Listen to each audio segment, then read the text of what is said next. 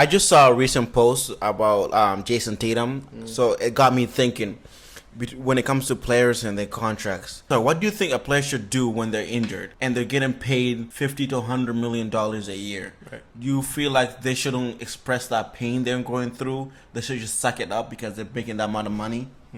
That's actually a great question too. I think it's also very interesting too because I feel like a lot of time we do see it. Well, most players they get criticized for expressing their pain or maybe some type of depression they might go through with during like the injury time. Honestly, I mean, obviously you are a player, and your job is to play. Obviously, you're getting paid millions of dollars. But then again, at the end of the day, you're a human being, And I feel like I'm probably guilty of like criticizing player, whether like it might have like complained during injury, or even it might be just like maybe like a game where it's like obviously we see in soccer sometimes maybe due to the weather or something. So I feel like obviously as a player you do have a right to complain, but then again I feel like your complaint should be limited to some extent. Obviously it shouldn't be like a daily thing where you every time we take something you always say something about your injuries or whatever. So do you feel like a person just be in pain without telling social media, or he has the right to express social media when he's going through keeping it real all the time? I mean, I think it just depends on the person or the athlete per se. Also, I feel like it also depends on the, I guess, time because I feel like the generation in today's time compared to maybe I'll probably say like a decade ago, it's different. Obviously now we have social media, and social media is one of the platforms that we use to express our feelings. So I feel like there's really nothing wrong with it. It also just depends how you going about it. Okay. Yeah, I just wanted to get to that because I saw like Jason Tatum updating people like every day of what he's going through. He started off saying, "Okay, this is getting better." It's like, and I feel like I think it was like day 45. It's like, I'm not gonna lie to you guys. This still hurts, man. But what do you think though? What do you think? I feel like because I see this, people say these things like, if I was getting paid $60 million a year, I wouldn't complain. Right. But I'm like, man, there are certain people that eat every day, but when they get hungry, they complain. I'm like, this hurts. Why am I hungry? Or stuff like when there's people in third world countries that go through this regularly. That is actually. So I feel like we can't really compare that because it's like you have the right to be hungry, right? Even though there's other people in the world that's hungry every day, and you're getting fed, and sometimes you're overeating. But when I feel like when you're hungry, you have that right to be, to say that you're hungry. I think I do agree again and again. It just comes to like the basic needs of a human being. I feel like obviously, especially if you come from a place of money is important again, but then again it comes down to like the basic need of a human being. Obviously a human being is allowed to feel pain, a human being is allowed to express the emotions, and again that the example that you brought up about being hungry is one of the greatest examples, because obviously there's people like I'm probably guilty of it sometimes where I complain about the amount of food that I'm having, and there's someone out there that don't have food. That person that might not have to necessarily have something to eat every day might say like, why is he complaining? At least you have something to eat. But then again, it's like the same person that's probably saying something about what I have to say might be in the same shoes that I'm in, and then still do the same. So then again, it just depends. Yeah, it's easy for you're in a different perspective. Yeah, exactly. So because I feel like it's easy to criticize us as a fan, but then again, it's like if the role were to switch, you'll probably be doing the same thing that Jason Tatum is doing. So, yeah, but because they feel like it's because for them right where they are right now, that money is world changing. But if you're in his situation where that money is a regular, it wouldn't be that much of a world changing. Yeah. So you might not act the same way you act. If I'm getting paid, if someone just gave me $50 million right now and I can tour my ACL, I'll do it. Right. And if they say I don't have to complain, don't worry, I'll not complain for that whole year. Because I'm in that situation when I'm desperate for that money. But someone that considers that normal, like that amount of money normal, his perspective is just on a different. Exactly. And it does not mean his perspective is wrong. Right. It's just what he's going through that, and he has the right to complain. He doesn't, that amount of money doesn't see as what we see it. If maybe he was getting paid $40 billion and he said don't complain, he will not complain. He'll make sure not even social media knows. But then again, I feel like even $40 billion will probably. But if he's getting $40 billion, if you're getting billions and billions in a regular, then yes. But then it's pretty much the same thing whether you're getting paid $1 million or $1 billion. It's pretty much the same thing, but because again it goes back to what you said, like normality of the situation, circumstances, and it's at that point where he's like money is not really an issue in his life, so he's there to play. He's not even there for the money anymore. Because I feel like maybe like for the first season it will probably make sense because you're just getting used to introduced to the ideas of money or having a lot of millions or billions or how much you're getting paid. But then again, it's like once you go in, maybe I'll probably say like 10th season, and it's like it's not even about the money anymore. It's mostly about your well-being. Yeah. And I feel like sometimes too it does have an effect on the player because we have had like circumstances where the player was going through something and they didn't express their emotions or feelings in some type of like I don't know, like outwardly. Yeah, and then later on we heard the players where they start affecting during like the games, or even they have even circumstances where the player lost his life because they didn't want to express that. Because I feel like I don't blame them with not expressing their mind. Right. I don't want to go on this topic too long, but I feel like if you know what social media is going to give you, and like social media hurts, they will kill you because they know you can't do nothing to them because they're behind their computers in the basement sometimes, or just walking on regular. You pass by them, you'll never know it's them, and they can say whatever they want. And so that, like, if you knowing that, like, it's hard to go and express yourself because when you express yourself, you're at your lowest point, and when you're at your lowest point, you want any support you can get, not more people putting you down more and more. Yeah. No, I agree. Again, it's like saying that, or maybe a soldier shouldn't complain about what they're going through because it's a soldier. No matter what you are or what you do, because again, it goes down to the basic needs of a human being. A human being, no matter what you get in life, it's always gonna come back to the basic need. A human being, you go through pain, whatever type of tribulation you go through, you're gonna have to express it. Yeah, because all that builds up. Then again, because they say money doesn't necessarily make you happy. It's the thing that you do that makes you happy. So. All right, guys, welcome back to episode 2. We said we'll be consistent. We did not end up filming this on a Friday. It's on a Saturday right now. We're watching the Chelsea game live. Right now it's delayed due to weather, but hopefully we can be consistent in our schedule next week. But we are going to try to post this by Sunday. So if you see this Sunday, that means we succeeded. But thank you again. Appreciate you. And what do you got this week? So today again, guys, welcome back.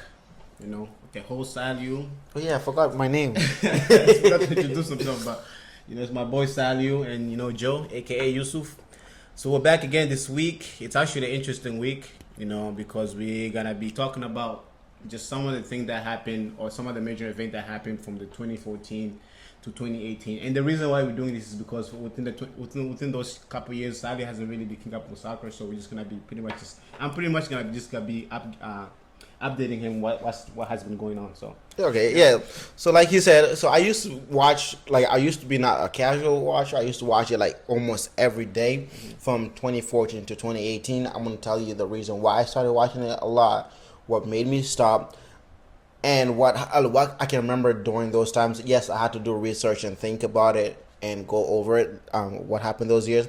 But before that, we're going to talk about, because the Club World Cup is happening, we're going to still talk about that starting off.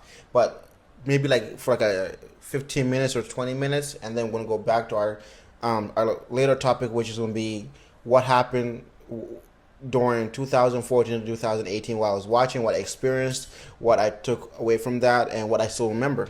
But to start it off, I just saw that Cristiano Ronaldo extended his contract. I think it is in the process of, and from where it's looking, it's gonna be interesting. Bro, this is ridiculous. Let me read you what the contract is. He gets paid $178 million per year, which is $3.4 million per week. Sorry, per week. Okay. If he signs this, he gets $24.5 million for a signing bonus automatically. For every goal he scores for these 2 seasons coming up, he gets $80K per goal, $40K per assist for the first year, and the next year it's a 20% increase. I mean, it's not even done yet. If he gets the league title, he gets $8 million for winning the league title. If he gets the Golden Boot, he gets $4 million. All right. There's more. If he ends up somehow winning the Asian, whatever that is, the Asian Cup, he gets 6.5 million. Right. Not only that, they provide him with at least 16 full-time staff, such as drivers, chefs, security, and more. So he doesn't have to pay for them. They will pay for it. Mm-hmm. He gets a $4 million private jet expense. So anytime he got to use his private jet, the expense up to $4 million is paid for the next 2 years. Right. He gets $60 million in new sponsorships. And that's not it. He gets 15% ownership of the club. This dude is pushing 70 already. And they're still giving him... Oh my God. Like, I know his name is that big, but do you think he's worth this amount of money, this amount of investment, and you're losing 15% of your own club? That's your own company away to a 70-year-old man. 70-year-old man. Damn. Honestly, it is. That's an insane contract. But then again, it's Cristiano Ronaldo. The reason why I say I think personally, he's probably one of the greatest to ever play the game, obviously, and I feel like personally he's still performing. You have seen it with Portugal, obviously. He's still carrying Portugal in some sort of way. Also, let's just break it down. I mean, I feel like for Ronaldo, obviously, the only reason he's getting paid that much money is because he's playing Saudi. Obviously, Saudi has the money, and obviously the Arabian oil, whatever they get, they funded the league. And I feel like another reason why I think that he's getting paid such amount of like tremendous of money is because the type of attraction that he's bringing in. Because I feel like when you talk about Ronaldo and Ronaldo going to Saudi Arabia, it wasn't just him going to Saudi Arabia. It was a way to push other players to come create I guess join him in a way, because I feel like it was such a big movement that when Ronaldo, I think it was 2021 when he moved to Al Nassr, we could see that it was, it started with Ronaldo and another player even started going in there. Yeah. And obviously people can say that people are going there for money and so on, but then I feel like if you watch the Saudi Arabian league, it's actually very competitive too. And not to forget that you're playing in 100-degree weather plus. So obviously, I mean, he deserves it. Well, it's insane. I feel like yes, his whole career comes to this, right? But do you really have to pay him this amount of money? Yes. Because it's not because I feel like at this point, this man should take any money. Well, as long as it's not insult to his name, so maybe less than 20 million. Because he should take any money because he loves the thing. He's getting old. He's not playing as he used to. Because I feel like he's getting paid more money during his old age and when he's in his prime. Right. But then again, it just goes to the country that he's playing in. He's playing in Saudi Arabia. I don't think they comes, because obviously it all comes out to because in Europe too they do have FIFA I think financial fair, which they have like a certain limit where you're allowed to play your players, because obviously you can't surpass it, because obviously it changes it fluctuates the whole FIFA regulation and so on. So I feel like it's different. They have Saudi Arabia, they do follow FIFA regulation, but then again they have their own league.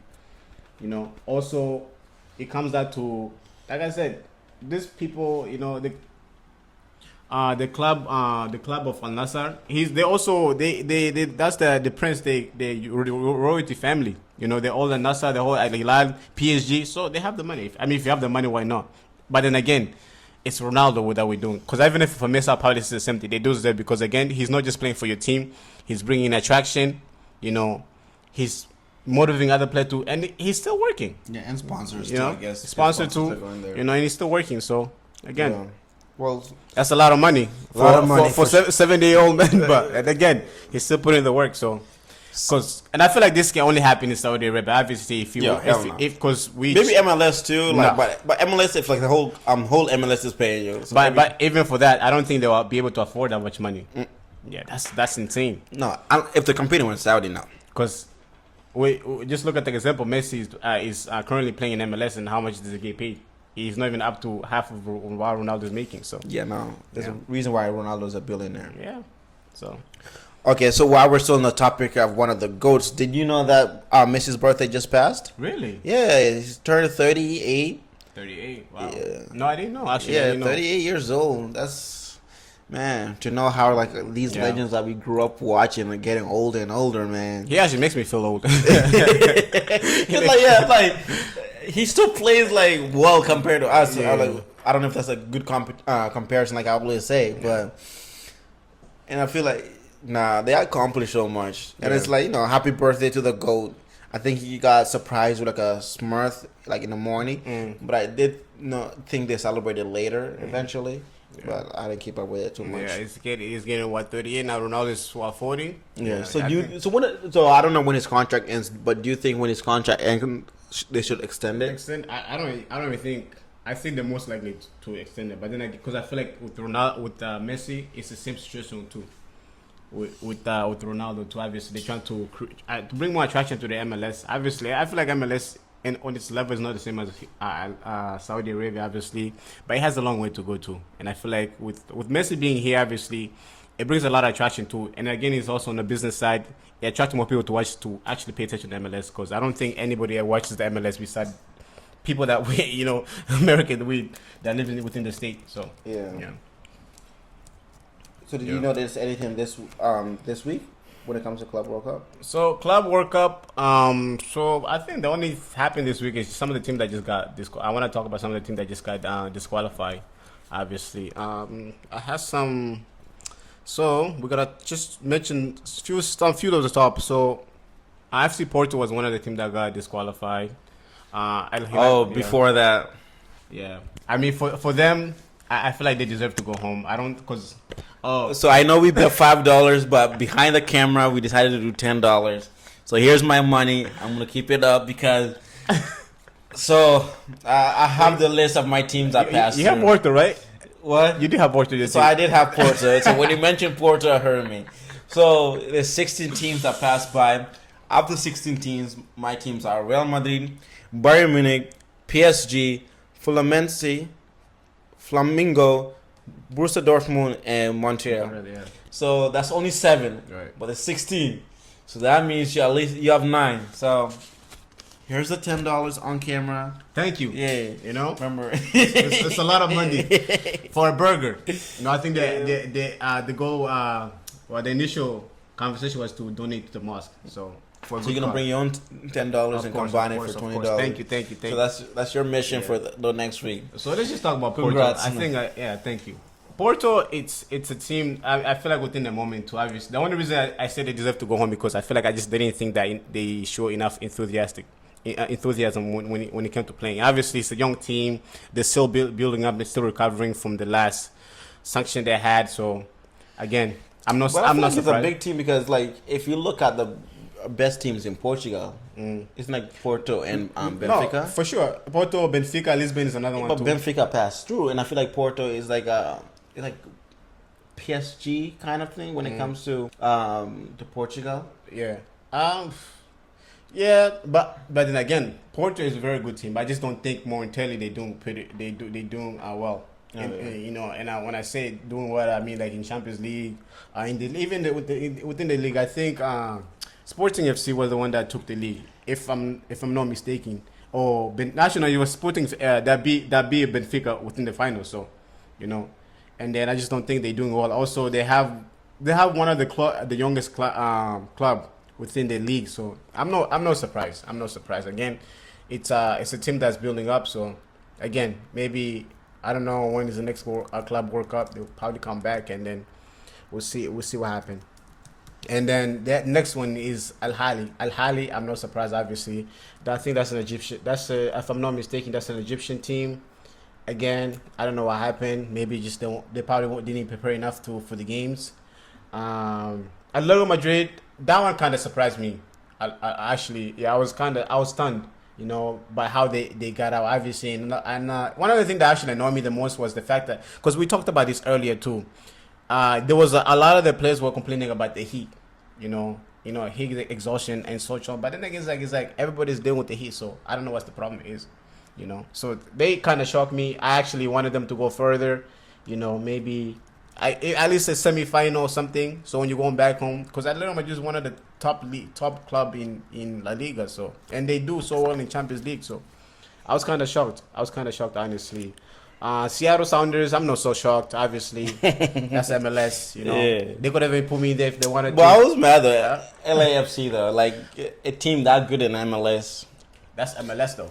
Like I said, it's MLS. Your burger lead. Burger League. Auckland City. Obviously, that's the team that have a bunch of hardware workers, whatever, Amazon workers, I should say. Oh my god! They have teachers playing as a striker. I think. Actually, he was a goalkeeper. He's a teacher.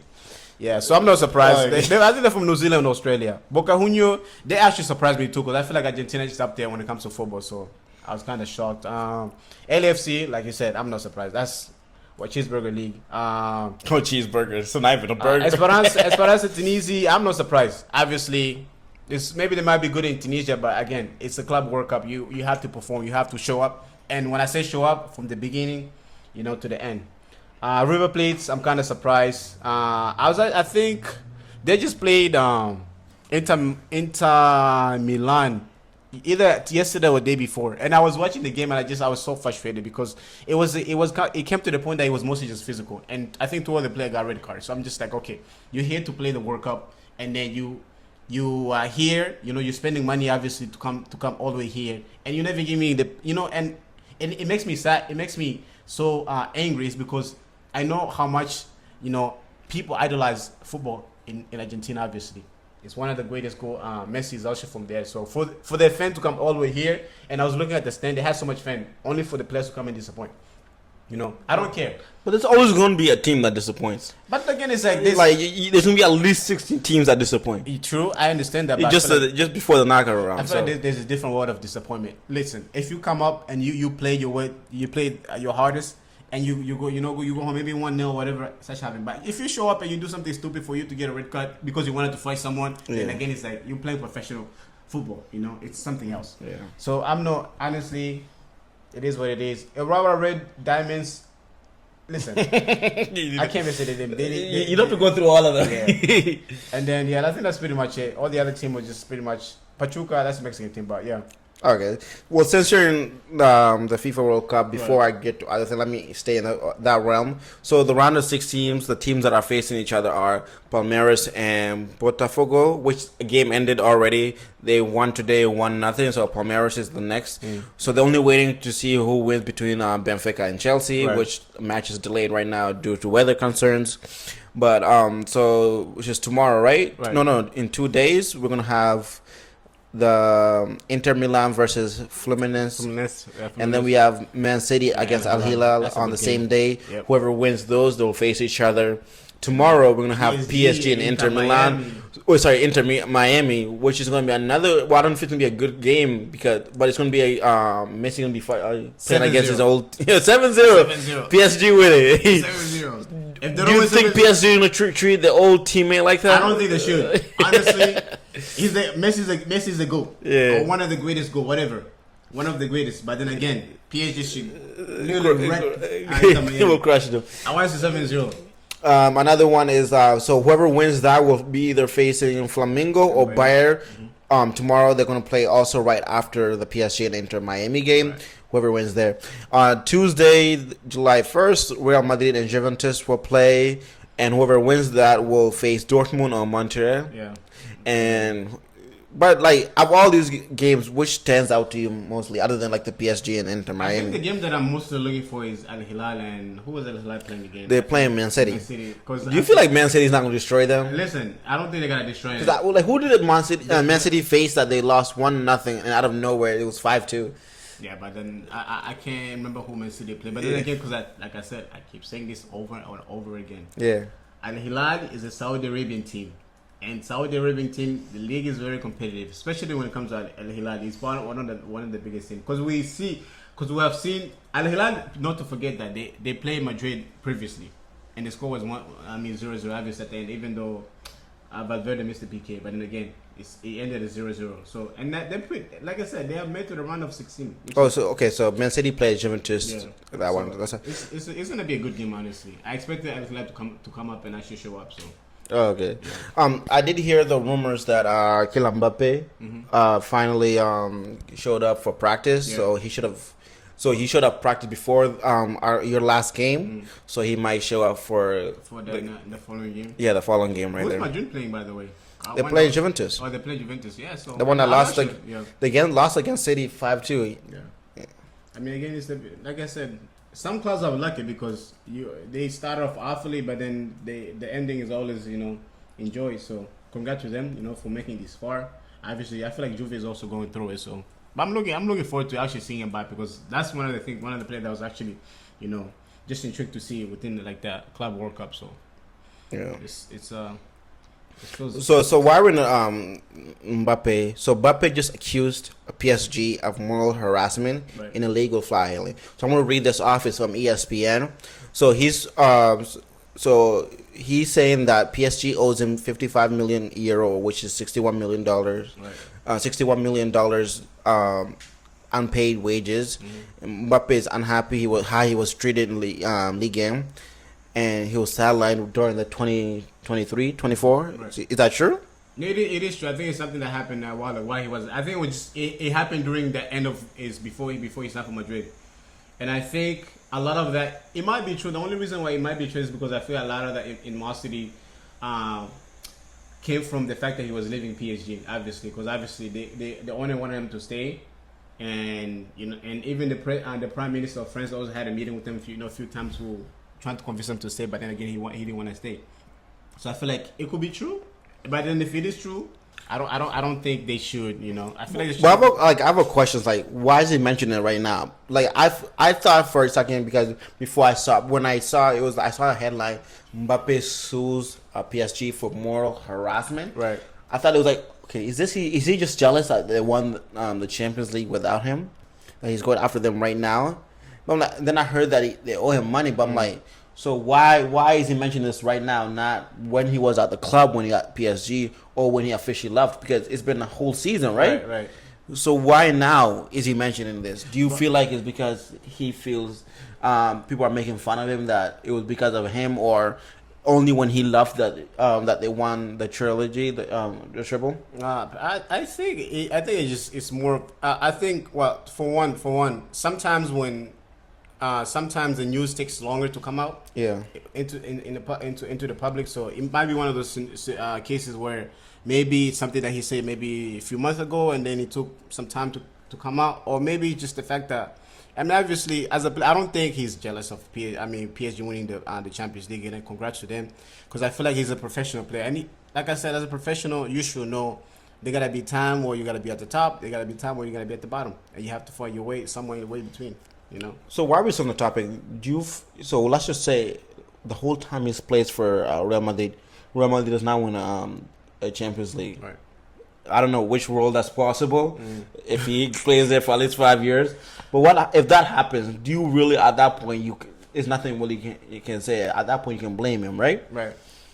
But then again, it's like even if they don't win the Champions League. Yeah, but you're talking about like Real Madrid. It's like you know what? I think I see what you're trying to say, because I feel like Real Madrid is known to win the Champions League every 3 to 4 years, whatever, or maybe I should say every 2 years. Especially in the 21st century. Right. Is at that point I'm gonna blame you, man, because there's no way a team that has won it 5 times in a row back in the old days, and in 21st century. They've just won it within at least 5 years. There's no way. At that point, I'm gonna blame you.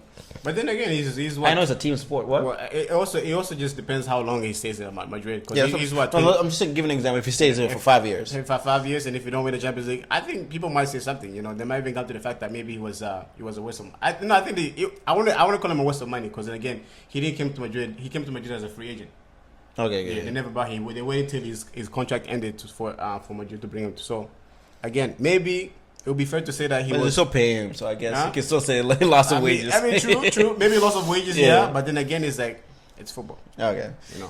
Okay, now since I'm in Real Madrid, let me stay in that theme. I just heard that Luka Modric is going to be going to AC Milan after this Club World Cup. Yes. What do you think about it? I think it's a good move, because obviously Modric is probably one of the greatest players to ever play the game, and he's at the point where he's at the end of his career, obviously. So for him, it's a good move, because it's better than him going to the MLS, honestly. But why AC Milan though? Do you think AC Milan can really do anything No, it's that MLS can't do. No, it's not. It's not that. It's more so of like I know that he still can perform at the higher level. So why go to the MLS or Saudi Arabia? No, even so, I'm not even gonna put Saudi Arabia there because I've seen a lot of good players go to Saudi Arabia and still be able to perform. But I'm just saying, why go to the MLS when you can still be able to perform at the high level and still be able maybe to perhaps play Champions League? You know? Yeah. Honestly, before that, there was a rumor that he was going back to Croatia. I think for Braga, but then I don't know. It's a good move for AC Milan because he's. And the reason why I say AC Milan, because I feel like AC Milan is at the point where it's crumbling. They need the experience within the midfielder. You know, they need a person who have won the Champions League, La Liga, and so close to winning the World Cup. I remember they played France. Oh my gosh! So, again, it's a great attribution to the team. Yeah. But will he bring anything forward at this age, though? I think it would. I think, and I don't think just experience. Obviously, Modric, it's very technical too. He's a technical player. He's a smart player, obviously. And also in terms of leadership, that's something you look, because I feel like that's one thing that we tend to undermine is that we don't tend to look over at the type of leadership some because as a player, something you don't always have to be necessarily technical. Yeah. It's and especially Italian football, we have seen that some guys they're just average players that have either leadership or some type of captaincy, you know, to bring it to the team, either to motivate the team, and you need that. You need leadership within the team, especially when you're playing in the Champions League, you know. You need those type of leadership. Someone that has played, someone that have had experience. But does he have a Europa? Europa as no, he. So he might get one then. If, well, I hope so. I hope so. Yeah, I hope so. Cause but I think it's a definitely good move for him. Nice. Yeah. So I'm in that rhythm. So let me get out of Real Madrid. Let me go back to our Barca. So I just heard recently it's official. Finally, the number 10 jersey is being passed. Oh, to Lamine right there. Yeah. It's an exciting moment because, you know, number 10 is really, especially based on the players that wore it before, Messi, Ronaldinho, that is something now like more of a spiritual or something like, or like a certain status now. I know number 10 has always been a status when it comes to football in general, but now I feel like within Barca it's going to be like one hell of a status though. So you think he deserves it? It's about time. I think it is about time, obviously, and I have been saying that, and I feel like the only reason why he didn't take license is because of the respect that he has with Ansu Fati. Fati is one of his best friends, I should say. So kudos to him for waiting to you know. I think he's leaving though, right? Yeah. Is that why? Yeah, I think that's the next topic I actually wanted to talk about that. So one of the things I actually wanted to say was because Ansu Fati is also one of the players leaving and he's going to Monaco. Also speaking of Monaco, guess who's back? Pogba is back. Pogba is back. Wow. Okay. After been banned for 2 years now. Well, he was banned for what? 2 years from doping. He was doping. Yeah. Damn, I'm behind. No. Listen, and it wasn't something that it was something that he took from I don't know. It was one of those scenarios. He ate something, and he had one of the substance that was banned in Europe. So, and that's why he got banned. And I feel like now it's something that we starting to see more, you know, coming. Where players are being banned for substance in something they ate, that is like bread or whatever it is. So he has been banned since 2023 around that time. So I'm happy to see him back actually. Do you think he's gonna be at that top? Well, at that form? Well, hopefully, probably not. But it's gonna take him a while, honestly, because he hasn't played professional football within the 2 years. So obviously.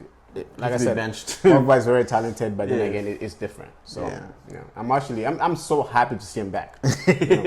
I'm finally watching right there. So before I go to my journey of my soccer journey, you have anything up for this week? So for this week, let me see. One of the things I wanted to talk about this week was the transfer.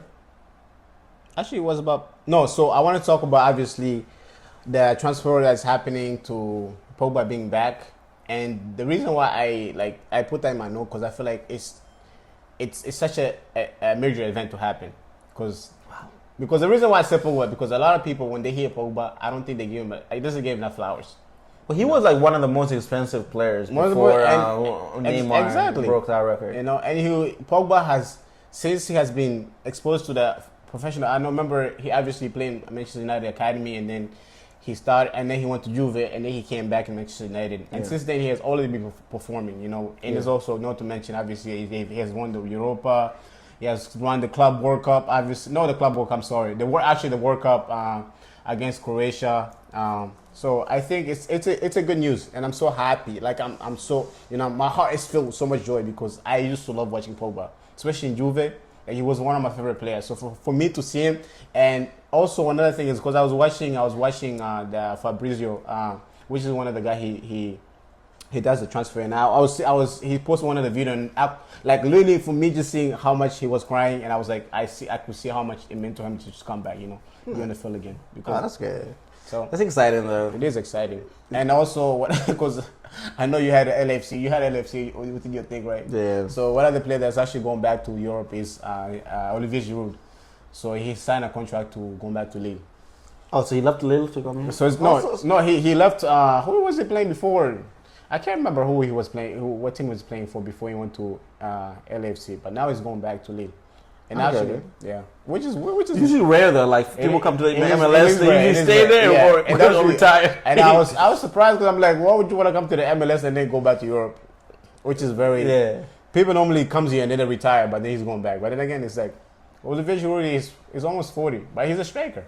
Yeah. And he's the type of player that he doesn't really need speed to score. He has the height. As long as you when you have that chance, you score. That's what a striker is. Yeah, he has the height. So when you have that time, and just score. Yeah. So anything else before I go? Nothing else. I mean, besides that, another thing that I wanted to add was, have you been keeping up with Neymar? No. So he went from one of the teams that he played for before he went to Santos was El Hilal. I've kept up with it. He was supposed to say I think he was supposed to play for was it Fluminense? But he said he wasn't able to play. So he was supposed to go traded over there, but he said he wasn't able to because he was injured. So he decided to go to Santos instead. I don't even think they were even gonna allow him to play for Fluminense. Honestly, because I know how much he meant to Santos. So I think they did that. They purposely did that move for him to just go back to Santos, obviously, because I know how much Santos care about him and to have him on the team. Honestly, he hasn't been the same since his injuries within the last couple of years. But then again, it's like I'm just happy. I'm happy to still see Neymar play. He was one of the golden boy and one of the best golden boy within our generation. I love watching Neymar. I don't know. He's like. Not to mention the fact that he was ranked, 10 as a young boy, as a 17-year-old, 18-year-old when he was playing at Santos. So he's very talented. So for me to see him back, and I'm actually happy. I'm happy. Wow, Chelsea just won another one. So this is they were doing the highlights. Oh, that's the highlight. Yeah. Oh yeah. Oh, that is the highlight from that. Yeah. I've been watching this for a while, but it's only when I went to like Africa where that was only sport being watched there. So I went to Africa around 2013. Mm-hmm. So before I used to play baseball, I wanted to play basketball. Baseball? Yeah, I played baseball. I got a home run. I know at least I just remember my mother just told me I had a home run at least once. So when she watched me, but was it like just one home run that she had on TV? That she remembers. But I've mostly played. I've never played American football, but I've mostly played football in general. That's my number one sport. But the odd part is, it was the least sport I watched. Right. I played the most, but I watched it the least. Mm-hmm. I don't know if that was because the environment around, none of them watch sports. Right.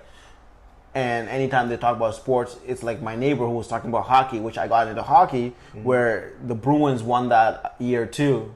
So I still remember like Thomas, which is the goalkeeper. Anything else, I don't remember any other players. Right.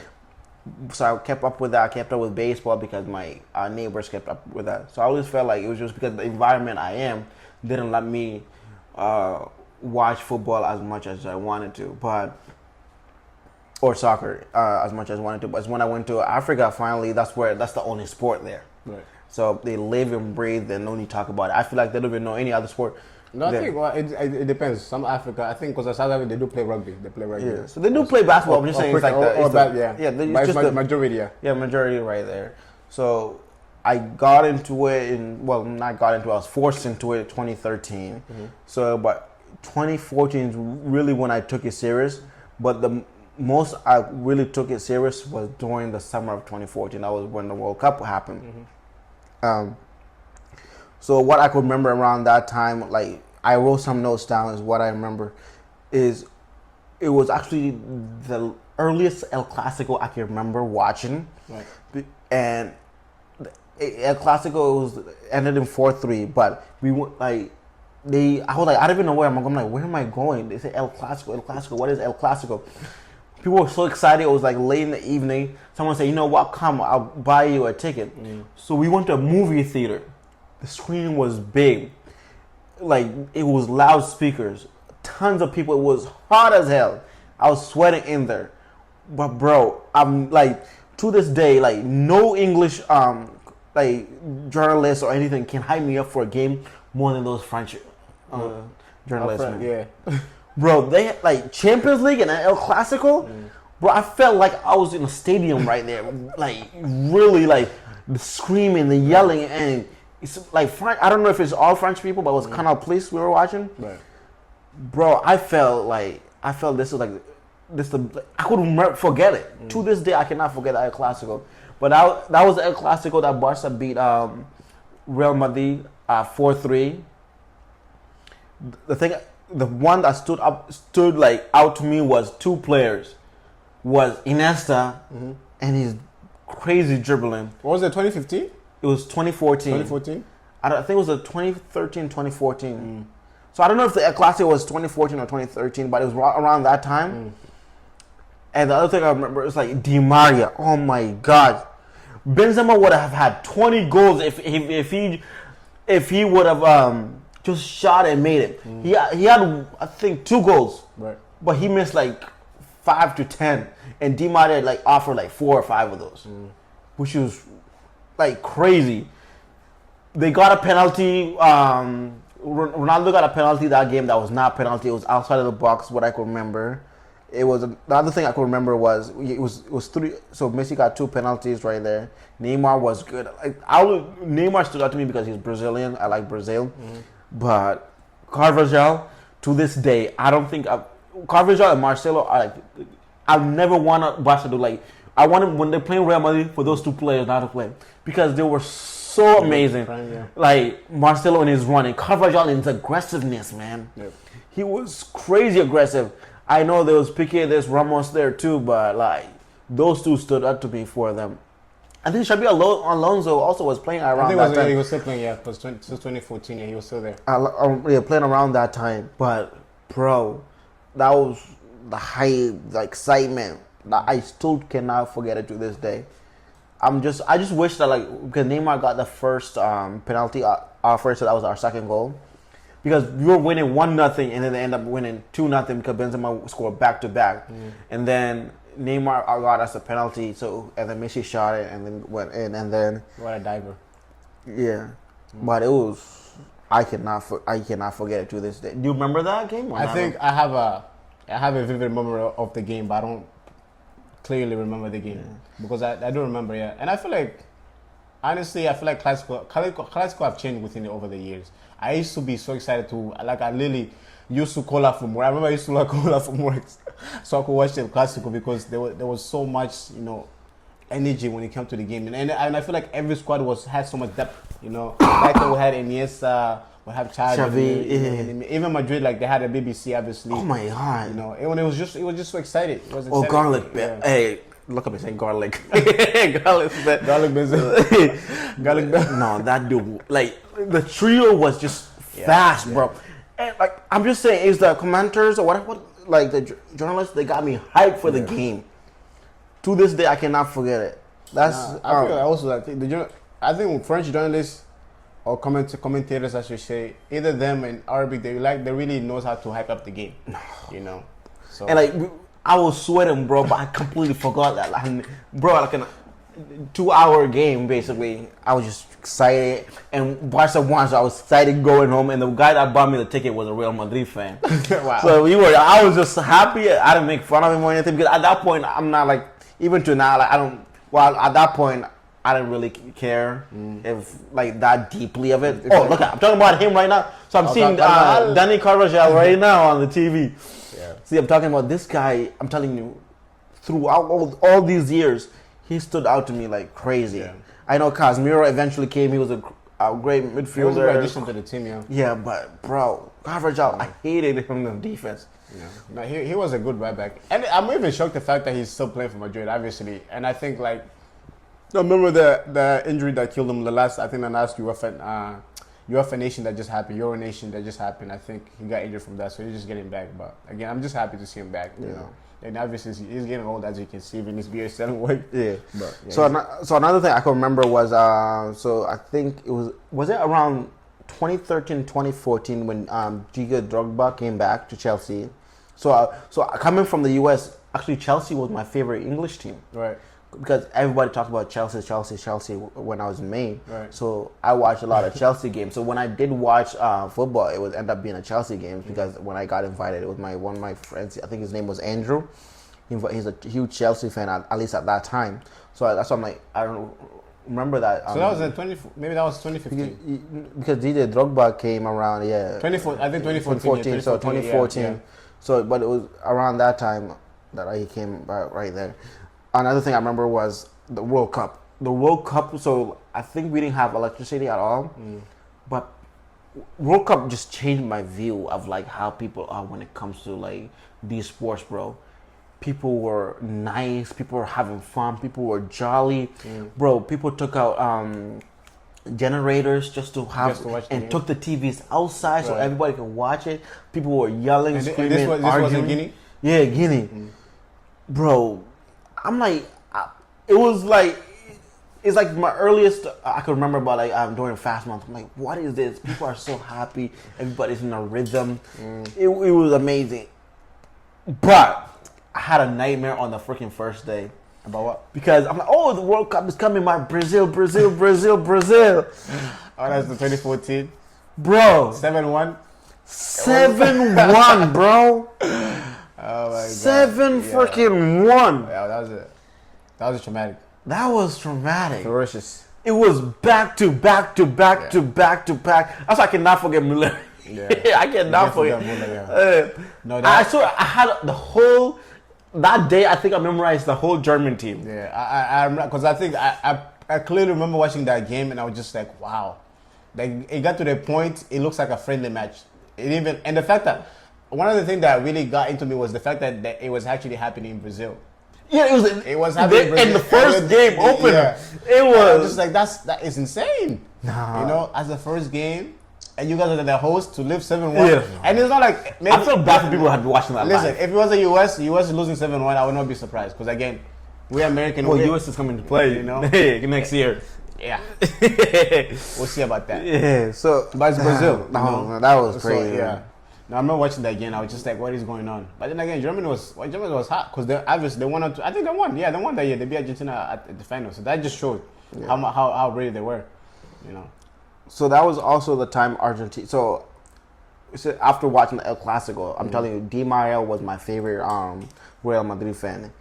So I was excited, like during the World Cup, them winning, and going to the final. Right. And out of nowhere, he's not in the lineup. I'm like, why? They said, oh, the club told him that he cannot play because if he gets injured, he'll not be able to play for the club. Right. I'm like, F the club, man. This is the World Cup. But then I realized how important clubs are compared to national team. Yeah. And guess what happened? They lost. Yeah. And that just shows how. Obviously, I actually have this question for you. How affected do you think Di Maria is to Argentina team compared to Messi? No, he was a huge. I don't remember. So I don't know if I wrote this down, but I don't remember exactly. But no, I think I did write it down. Is when I'll talk about it later when Real Madrid went against Atlético Madrid in the finals of Champions League. Yeah. I'll talk about what Di Maria did. But bro, during the World Cup, he's like Messi is amazing. I'm never going to deny that. But Di Maria breaks the defense. Bro, he gives people yellow cards left and right. He's fast. Yeah, he creates. He creates like Messi. I feel like Messi is not like fast. Like when it comes to like slow, he will dribble you like crazy. Messi's quick. No, he's quick. I'm not saying like quick. I'm talking like running, like just speed, pure speed. Messi, but the thing is, like what about like garlic? Why do you keep calling Garlic Bell? Garlic Bell. So Bell, Ronaldo, and like Di Maria, bro. When they run, But I think he also just it's a style of dribbling too. I think Messi tends to keep the ball closer to his. That's what I'm saying. Yeah, that's what I'm saying. Like for them, like kick it and boom, boom, boom, boom. That's what I'm saying. Like speed right there. Yeah, but he's quick. He's definitely quick. Nah. But without the ball, obviously, Di Maria is probably quicker. Because I'm like, okay, they're gonna lose because it's not there. Even their number 9 player, I just wrote him here because I forgot. It's Gonzalo Higuain. He missed so many times. I still remember. I remember that final against Germany. He missed so many times to the point. And I feel like that was like at the end of his career, literally. I think he retired after that. Because I feel like he got so much backlash from that final. No, because he missed open opportunity. I don't remember exactly, but I think it was just him in the net or goal or the goalkeeper. Yeah, I remember because he got to the point there was even rumors that was saying that Messi didn't want to speak to him anymore. Or Messi didn't want, because obviously Messi didn't want him to be part of the Argentina squad anymore. Which is probably true because I guess Messi have a lot of power when it comes to choosing. Yeah, he definitely has power. Especially around this time too. And I think it was before this World Cup, Messi didn't score the previous World Cup 2010. Yeah. Because I think he didn't do anything at that time. So this was where he showed up a lot because they went to the finals too. Because even the 2014 World Cup, he only scored 1 goal. Yeah, 2014 he only scored 1 goal. But he scored 4 goals. He scored 4 goals. So which year did they have 1 goal? I think 2010. It was 0 goals. See, 2018. 2018. Maybe it was 2018. Maybe it could have been 2018. Yeah, 2018 had 1 goal. So 2018 he had 1 goal. Okay. 2018 he had 1 goal. Yeah, I think he was the leaders when it came to the Golden Boot. Maybe I see why certain Argentinians don't have much respect to Messi compared to Maradona, and I feel like it makes sense why. Because I feel like as much greatness Messi has. When it comes to playing, I don't think he contribute much to the international team. And when I say obviously, and a lot of people, I'm gonna get a lot of bashes for saying this, but I just feel like Messi it doesn't have as much as it's not much as effective when it comes to Argentina. Obviously, he's the greatest player, obviously. So when he plays, people are always gonna watch. But because I feel like even the last World Cup, he had I don't know if he had 6 goals, but the most of them were PK, so penalty kick. Yeah. So I think that just shows how much Di Maria was, how important he was to the Argentina team compared to Messi. Because I feel like when Di Maria was not on the field, Messi didn't win the game. And even you can check, data check the status that I feel like Di Maria have scored in every final they have played. So no, Di Maria is amazing. So another thing that caught my eye was Spain got knocked out in the it was like the table, right? Yeah, it was like the group stage. They had Ramos, Xabi Alonso, Busquets, Iniesta, Piqué. They had Diego Costa. But also gave me a highlight. Like Spain does not have a good attackers at this point. They had amazing midfielders, defenders. Because I'm like, there's no way they have Busquets, Iniesta, Xabi Alonso. But I think that's the year that Costa was playing for Spain. Yeah, Diego Costa was playing for Spain. Yeah. He was, and all of these good. David Villa. Villa too. He was playing more midfield than but I feel like that was the end of the career because I remember when I was in high school, our year we went undefeated throughout the whole year, and they gave us this free ticket to go watch one of the game, and one of the game I think it was 2014. We went to watch New York NYCFC, which is a New York team, and I went to it was David Villa, it was Pirlo.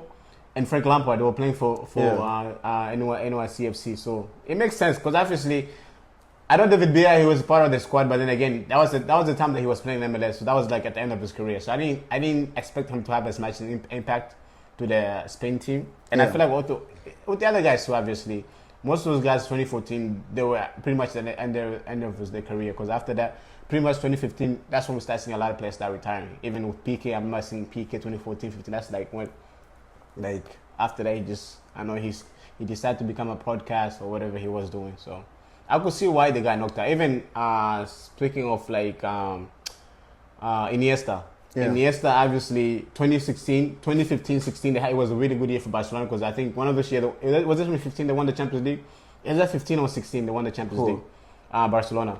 2015. 15 they won the Champions League. 2014 was Atletico Madrid. Obviously, and I feel like the Champions League is different because again, it's a club team, so it's different from international, obviously, because obviously. Oh, you talking about the Champions League? Okay, I thought the La Liga. So obviously, even though he was very good, club wise, but it's just international. It's a lot, it's a lot. And obviously, the game. I feel like the games is played differently. Obviously, in you can play tiki taka all you want, Yeah. But then again, you have to adapt to however the other teams are playing. So it's one of those issues. So I wasn't surprised because I remember that year when Spain they didn't even make the group, and a lot of people were saying. I feel like this also started a curse. Oh, for that because there hasn't been graces then, no? Yeah, and then Germany won, and then Germany sucked. But the only team that broke it was France.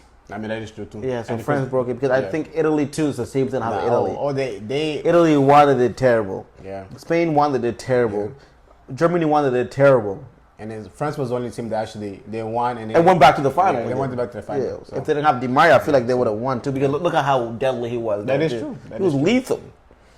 Yeah. But the last thing I could really remember, when it comes to this World Cup, was also James Rodriguez. Yeah, that's when he popped up. I think that's when he got to that touch. He even made a move to Madrid. Right after that, because he was.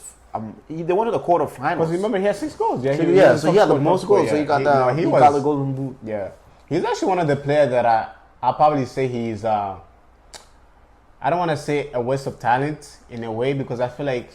The only thing that made him a waste of time because he has so much potential, and when I say potential, he's probably one of the being at the being a top scorer in the World Cup is not a big deal, but having 6 goals in the World Cup it is a big deal to me. To have the most goals in there, it was, and the fact that made him had to have a move to Madrid. The fact that he was able to win, but I mean actually he won the Champions League with Madrid, but then again I just feel like he never really. Expose his talent. We never really got to see the best of James Rodriguez. Maybe we did, and the only best Rodriguez we saw was in the World Cup. So he's one of those guys that and obviously one of the things he probably likes is I know there was rumor that was saying Ancelotti came out saying he just didn't work hard enough, which is probably true. But then again, it's it's one of those guys. Just I wish he put more into the game. Because it's always people that show up and then. They just don't go. Maybe that's their full potential. We just never really know. I mean, you might be right too in a sense too, because I feel like you can't. Not every player is the same. Not everyone can be Ronaldo or Messi. So. Sometimes people have that opportunity, but they can't go above that opportunity. Yeah. He was still a good player though. He still did well. Yeah, he was a good player. I mean, he won. Yeah. So he won Champions League. That's pretty good enough. And for him to even be able to get signed by Madrid. And I feel like he also put highlight in Colombian football. No, he did.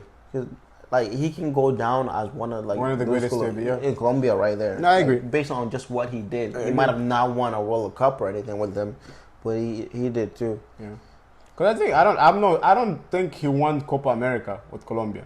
No, well, at least not when I watched it. Yeah, I don't think he won Copa America. But then again, I feel like the Colombia always have a good team. So and James Rodriguez is definitely one of the favorite player to ever play in that team. So. And he's captain right now. So I have 2 things before I go to my next year. So the first thing, we're going to talk about this later, is this is where it started, the curse of Messi in the final. So this is the first final of the 3 finals he's going to go. There's 2 more finals he's going to go later with his Argentina that he lost. The second one was, this is also the World Cup, the Suarez bit someone. I think this was the 3rd time he bit someone ever, right? He bit Chiellini. Yeah. No, that was the 2nd time. Okay, the second. The first time with the international team. Oh, okay. Yeah, the first time with Uruguay, but it was the 2nd time because I think that actually is the 3rd time he beat someone. Yeah, that's what I'm saying. Yeah, the third time he beat someone because I remember he did in Netherlands when he played in Netherlands, and then he did in Liverpool. I guess Ivanovic. Thank you for mentioning Netherlands. Sorry, I'm interrupting. Yeah. I just completely forgot. This is also the time I fell in love with Arthur Vidal. Arjen Robben and Van Persie, bro. Van Persie's goal, bro, where he was like Superman. That was what I think he won the best goal too. Who did they play?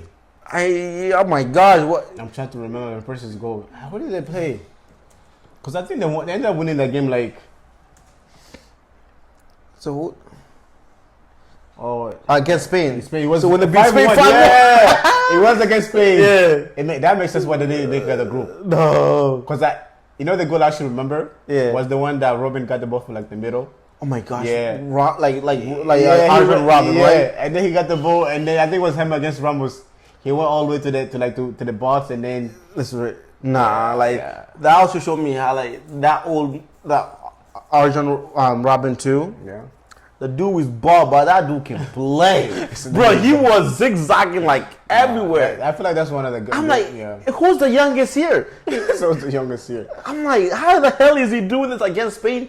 And Spain are great defenders and midfielders. Yeah, but it's Ian Robin. Ian Robin is probably one of the greatest wingers to ever play. I feel like when I think of him, obviously I'm not gonna bring him close to Messi, but he's somewhat close to Messi. No. You know, he's unstoppable. When he was on his prime, he was unstoppable. You know, with Helmut on the right wing and then Ribbo on the other side, there's no way. So they each scored 2 goals in this game, which was crazy, man. So that's what I remember too. Like those two, oh my god. Yeah. But leading to Suarez biting someone, he was actually supposed to not play for any at all. Yeah. And then I think he paid like a 10 million or something. Yeah. And then they let him go, but they had a ban. At the time he wasn't. No, actually, yeah, because I think at the time he was about to make a move to Barcelona. No, he was he was already Barcelona. No, it was before he went to Barcelona. It is true because he was supposed to leave Liverpool 2 years ago. Yeah, around that time because Arsenal did something stupid. So in his clause, anytime someone offers over $40 million, right. £40 million for him, Liverpool has to let him know. You know what Arsenal did? They offered him $40 million and $1. The disrespect, bro. And of course, by that logic, so Liverpool had to tell Suarez that the Arsenal offered, and he said how much? $40 million and $1. And then he was, I think it was Steve Gerrard that said, wait till next season, someone bigger should offer you. Yeah. But then he bid someone in the World Cup, and then he got, like, they said, you're not playing anymore because that was the 3rd time. And then he fought with, I don't know how the case went, but I think he paid a certain amount of fine. They said, okay, now you can play. But then which team was willing to offer to get a player that got banned for a certain amount of games? Yeah. I forgot how many games it was, but he got I think banned. it was like 9 games, or maybe more. I think it was nine games because I think. Let me check. And I think that made it so like difficult too because the 3rd time when it happened, that was like it was like within this time that the 2nd time it happened. Yeah. So I think I remember what happened was because he beat Ivanovic during the Premier League, and then I think the summertime that's the World Cup happened, and then he ended up beating. It was 10 games. 10 games, yeah. So 10 games, yeah. But he ended up going to Barca. So I was like, I didn't know how this was going to go. I'm like, who is this? Oh, you remember how I said how Benzema taught me a lesson? So Benzema, so when during the El Clasico of 2014, right. I'm like, okay, this got to be the worst striker. How can you miss? That's before I watched Cavani. Cavani will have 20 opportunities and only make 2 or 3. Right. So that highlighted. I'm like, okay, he's another Uruguay player. They probably gonna be terrible. Why are they offering this? Also, is when I also learned more about football, and I realized how Ghana should have gone to the semifinals if it wasn't because of Suarez. So I just hated Suarez at this time, bro. But then again, they missed the PK. They missed the PK. Yeah. So I'm like, come on, why are you guys getting Suarez? Suarez, and then. I think his first game when he came back was an El Clasico. Yeah. I don't remember that. I'm not gonna lie. I feel like the best ones that I've seen is when he was in Liverpool. Yeah. Like I didn't watch him. You probably didn't watch him at Liverpool. But the best Suarez you probably like idolize when he was at Liverpool. In Liverpool, this guy was a god. Sorry to say this, but he was a god when it comes. No, bro, this guy was scoring beggars from the midfield strike. I remember that one game against Norwich. He scored a hat trick, and when I say a hat trick, all the goals were from the middle. Oh my god! I gotta watch this later. I watched the highlight. All the goals from the middle. I was just like, wow. I was just watching such an art. I'm just like, nah, he was good. I'm not gonna lie. He's probably when it comes to the Premier League ranking, I'll probably give him top 10. Wow! Yeah, based on how many seasons did he do in Liverpool? No, he was there for. I think he was there maybe 3 seasons. Okay, so he wasn't there during their comeback against the AC Milan. He is there for because he wasn't there when AC Milan won 3-0 against Liverpool. That was way before. Yeah, that was like because he went there. Why did it? Was it 2012? So he was there. No, 3.5 years. 2010 to 2011. Yeah. Yeah. So 2010 to 2014. There for 3 seasons. January 2011. Yeah. Yeah. Wow. And I think, Suarez, it makes sense why he's part of one of the most. So, like, why did Arsenal disrespect him with that $1 off? Like, come on. Maybe they just tried to piss off Liverpool. Like, they just lost against someone that amazing, too. I'm like, Arsenal just lost someone that great. Oh, yeah. Because you know what I just remember, too? it's funny actually. He was probably one of the most controversial players at the time because, first of all, he beat Ivanovic. He got fined for that, and second of all, I think he beat obviously, but he beat Chiellini, and then also there was a ratio issue that was going on. I think it happened between Manchester United and Liverpool. They played against each other. I don't know who was home. I think actually maybe Liverpool was home, and he called Evra. You know Patrice Evra? No. You know Patrice Evra? Man, but Patrice Evra is one of the Manchester United. One of the most greatest players. He's from Senegal, but he played for French national team. What's his name? Patrice Evra. Patrice Evra. You don't know Evra? He's gonna pop up. That guy right there. Yeah. Oh so, no. Okay, I've seen him. He called him the N-word during the game. So that was another issue. And I feel like that just created. A lot of people start having a lot of animosity towards Suarez because he's just like, biting players and you saying all these racist slurs. So he was controversial. Very controversial. That's what I said. I don't know. Maybe that's the reason why I didn't like Suarez as a person. Yeah, until today. Even the fact that he moved to Barcelona just pissed me off so much. Well, that's because you don't like Barca. Well, listen. Barca, they are our kids. Yeah. You know, I don't have a problem with them. Hell no. Hell no. That's our training ground. You know, but I didn't like him as a person. Obviously, with so much going on, but he was a good striker though. No, he was. So this also is the year that the MSN trio finally formed. We were having debates. MSN, We were having debates. It's going to be, is it going to be NSM, SNM, MNS? Like you guys were trying so hard to be so like us. Like, what's the trio going to be called? Because we're trying to be BBC. Because BBC News. So people were like, okay, what is this trio going to be called? But I gotta lie to you, bro. Now they dominated. Nah, I'm not like combined. Like I think they broke the record. Don't quote me on this. That like the most goals by the trio. So it'd be like Messi passes Suarez passes Neymar scores. Mm-hmm. So it has to be those two. Got to pass last people that touch the ball before it goes to the net. They had the most of those goals than any other trio. But let me ask you this though: who do you think was the best player out of the three? Of course, it's Messi. You think so? But that season? During the MSN. Oh, that's Neymar. Okay, that's Neymar. Thank you. I want to get to what Neymar did that season, bro. Because I feel like a lot of people. I'm telling you that Neymar. But Suarez's goals were amazing. I think it was against Bayern Munich. Oh my gosh, bro! And I keep telling people, I'm like, bro, I'm not gonna lie. That year, I feel like that's like one of the first reasons they never should have won the Ballon d'Or. No, like it was they were so good. Messi started playing midfield. I think the season like against PSG or something. No, did we have faced PSG in the group stage or something? I know we was it the year you just came back from like. Was it 6-0? No, that's the. That was 2016. No, that was not. That was later on. The 6-0 one. We lost. We didn't go to the final that year. Yeah, no, that is true. So that was the year. I think that was the year after. Yeah, that was the year after because that's when Neymar left. Yeah. So we faced PSG. Messi was in the midfield, bro. He didn't even go forward. He was just bro. That guy also had he was like Luka Modric, bro. The passes were like just hitting. I mean, I feel like that's Messi though. I feel like Messi is always mostly effective in the midfield because he can create. So I'm like at this point, I'm like Messi go front and score, but he was so essential. Yeah. I'm like, this is amazing. It was this year, this season, I could never forget it. Nah, that was one of the great seasons. Barca just dominated every single thing we were at. And Neymar was just getting to his prime too. This is also the year that Chelsea won. And then Mourinho. Against Mourinho. Was it? And it's also when I also noticed more about Eden Hazard around this time too. That was his first. I think that was his first Premier League. He was? Yeah, that was his first. Because I remember that's the year that Drogba just came the year before. No, the year before, but that was the first year he won he came back and won the year with Hazard. Yeah, I remember that year. No, so that was, and I also remember that because I love Frank Lampard because I watched a little bit of football before, so that was also the year he left one in MLS.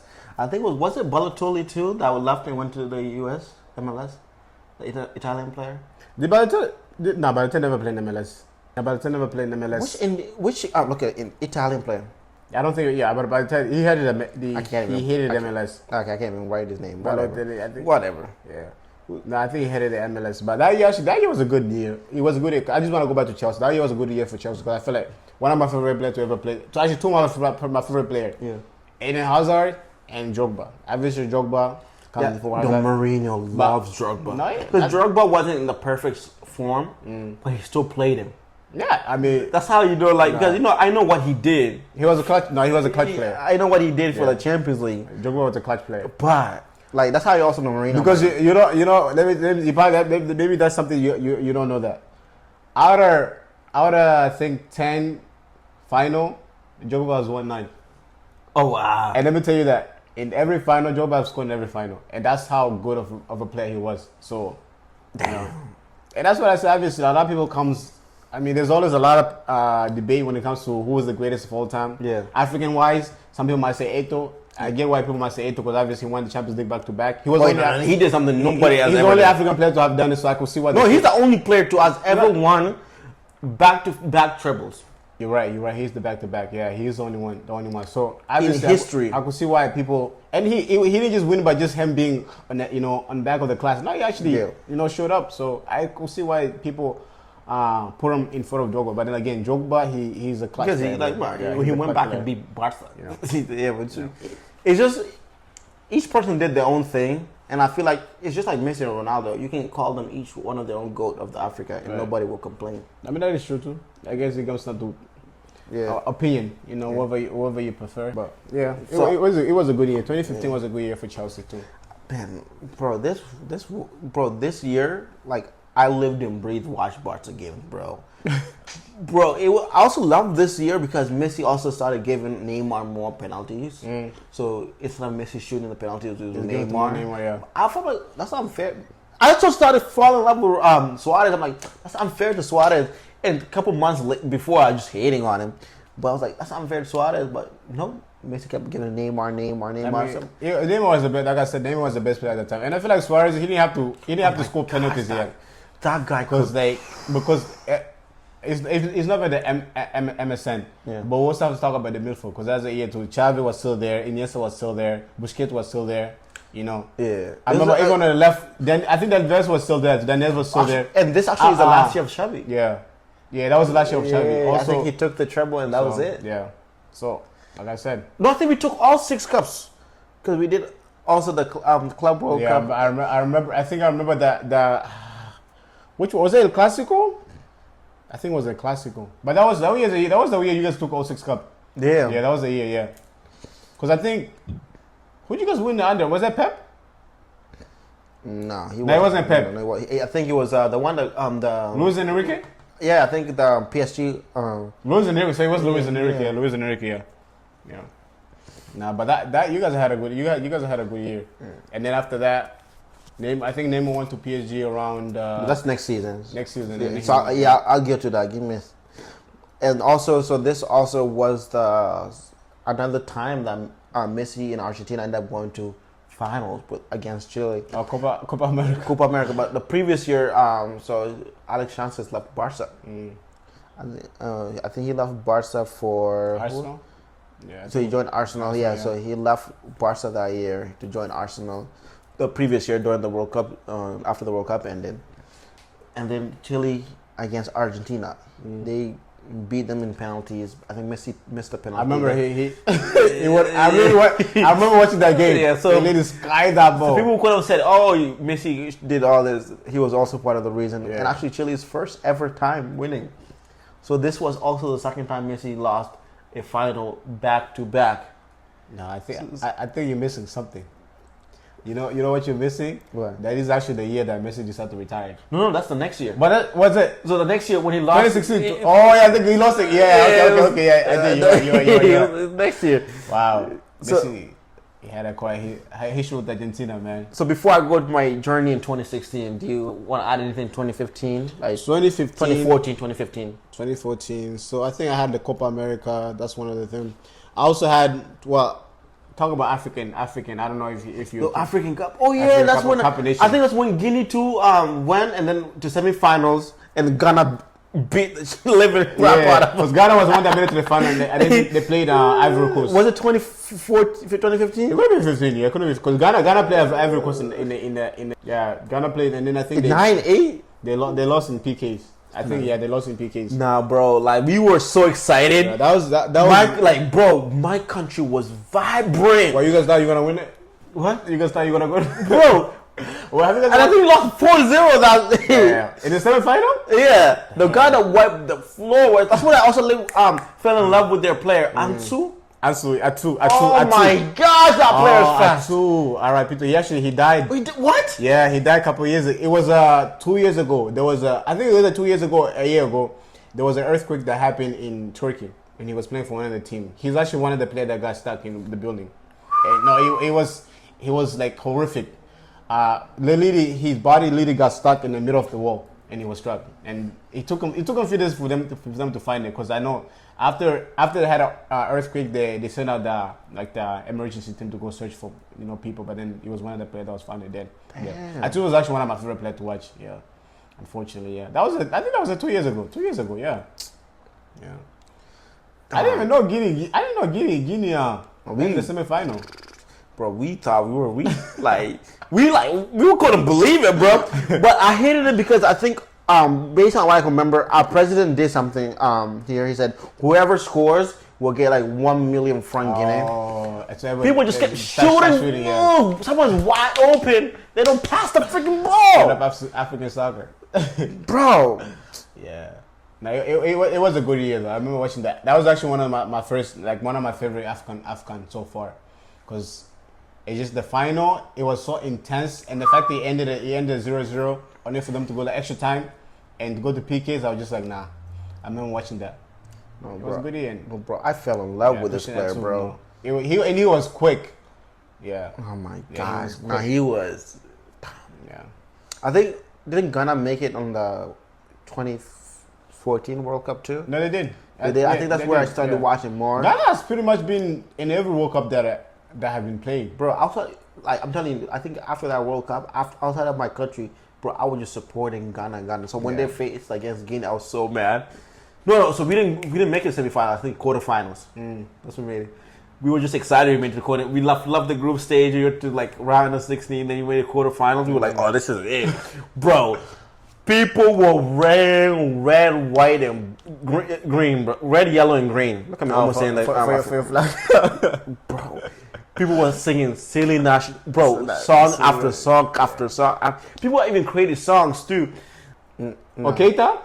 Yeah, Naby Keita, yeah. and also remember Constant too was our number 10. I think Naby Keita is one of my favorite players so far. Yeah, that's all like. Oh my gosh, and that's how I also knew if we won, someone was gonna die. People were celebrating like crazy, bro. It's like New York people climbing up. And that's Africa for you, pretty much. Yeah, Africa when it comes to soccer, because soccer is like a religion to us. So, bro, supporting like the World Cup alone, bro. I'm like, this is people are like, this is Africa. Yeah, what is this? So people much, are friendly. It's filled with so much energy. Yeah, nah. And then 2016, I saw something I've never seen before, bro. It's like. I could, if you told me to name clubs in England, I would have not even come up with this. Leicester, bro, they were just killing it. Yeah. Like, who is this? And I still did not care about them. I'm like, oh, they're just doing well. This is England, the Premier League. Last team will always be the first team, so this is not a surprise. And I'm like. Remember, I just left the U.S., so I'm still supporting Chelsea at some point. And after all, because I also like J.J. Drogba. Right. And also, before that, Chelsea won the title. So I'm like, okay, Chelsea going to win. Yeah. Bro, I don't know, one time I looked at the table, Chelsea was in 15th place, bro. I know. I'm like, what the hell is happening, Marina? No, it was horrible. It was horrible after that. But that's normal though, mostly because I don't know why it's always like that. It's always the team that won the league. The following season, it's always horrible. Is it just that they can't keep up? Because the thing is, and I feel like I see why it happens. Because when you win the leagues, you don't know how to change your team. Because it's. But you feel like that team, the team is perfect. Exactly. It's a team that won champion. So you probably feel like you don't have to change it. Yeah. Well, if you change the team that won champion, what are you gonna change it to? Exactly. How are you gonna improve more than champions? Because you don't really know what to work on. Yeah, you just got the best of the best. It just you have to know what that is, but people are gonna read your rhythm. They're not gonna know what you're about and gonna find things to counter you. The year that Leicester won the Premier League. You remember that? No, I remember that. And the three players that I remember, Mahrez, Kante. Who was another one? Oh, and Jamie Vardy. No. And also not to forget Morgan. Morgan was one. Yeah, I remember Morgan. He was one of that. No, he was solid at the back. Also, no. Schmeichel also played at the back as a goalkeeper. I'm not gonna lie. I feel like as much as underrated Leicester were, I feel like they were a good team. Maybe we just didn't know. But this is bro. This is. I'm telling you. You tell me to name English club at that time. No, Leicester was definitely. Bro, I don't know Newcastle, which was the last place I think at that time. No, before I knew them. Yeah. Because I think they just got promoted. They just got promoted that year. I think it was the year they got promoted, and that's either that they just got promoted or they got promoted 2 years prior to the championship. Yeah, and bro, they had I remember, man. No, that's what I said when that season. When I talk about Jamie Vardy, bro, every game he would score. And when I say he would score, this guy was scoring from the corners. He was scoring. I'm like, bro. I remember one goal. I think it was against Liverpool. He literally scored. You know how they have a rectangle box of penalty. He literally scored on the side. I was just like, wow. Damn. You know. And come to think of it, like I said, it was the Underdogs team. But then again, I feel like they had talent already, because after that we saw Kante moving on to Chelsea. Yeah. And we saw how consistent he was with his talent. Mahrez also going to Man City. Jamie Vardy was the only one that stayed. Yeah, but this also they didn't have any great unknown players, bro. Yeah.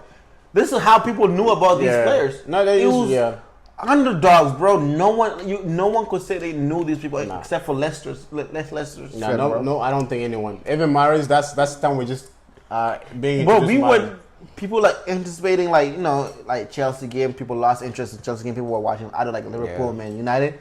People started Leicester's winning. Hey, let's go watch them. No, it was almost like a joke. They were like, and then people go up like, what the hell is, bro? People were just laughing. People, so people also at this time betting was getting bigger and bigger too. Well, at least that's what I noticed it more. People were actually laughing at their ticket, and then until people started betting on them, and then people started winning. They're like, you see? Yeah, it was a great year for them. Yeah, because I think he came from Chelsea to Leicester, and it also was a lot of surprises, because a lot of the Premier League team, they didn't expect Leicester to win that year. It also gave a lot. It was a motivation to other teams. People look at Chelsea, the previous winners. Looking at Liverpool or United, because United. This is also the year I think Pogba came. He came back? No, he came to. This is a record-breaking deal too, right? Yeah, he did. Because I think Mourinho went to Man United that year. That's the year Mourinho went to Man United. Pogba, he rejoins United. Yeah. So, no, it was a good year, because I think it was the same year. 2016. That's the same year to the Euro happened. The Euro 2016. Yeah, with France and Portugal. So this also is the year that we lost 4-0 against PSG. So the funny part is, I live with my uncle. My uncle's favorite team is France and PSG. Right, it makes sense. And my favorite team is Barcelona and Brazil at that time. Well, we were counting our countries. So it's also around that time my uncle got a flat screen TV. Damn, you guys have flat screen TV? I think around this time. 26. I don't know if it's this time or a year after. He got the flat screen TV. After we won the 4-0, the next game, he bought the TV outside. Everybody. Every time PSG is playing, he always brings it out. He brought it out. No, sorry. This is actually the year after we did the flat screen. This was inside the house. We were watching this. We didn't get a flat screen this year. So this was inside the house. So me and my uncle, I don't know what to say to my uncle. I'm like, I can't say I'm going to beat your, So we but they were, so after the 4-0, I lost my soul, bro. Because at that point, every away game was 2 goals. That is true, yeah. So we had to win 5-0, and if they win a 1, if they score 1, the only other way we can win, even if they have that goal difference, we have to win like a marginal. So they won a 4 goal difference. We have to win a 5 goal difference. You have to score an X. No, because I think we have to score a 5 goal difference. So it was this year, bro. I fell in love with more Neymar, bro. After that, the second leg, bro, I'm like, how the hell are we gonna go 5-0? But bro, we dominated. I love Cavani because Cavani sucks. No, you guys cheated that game. 2016, you guys cheated. I don't. Was that the last goal?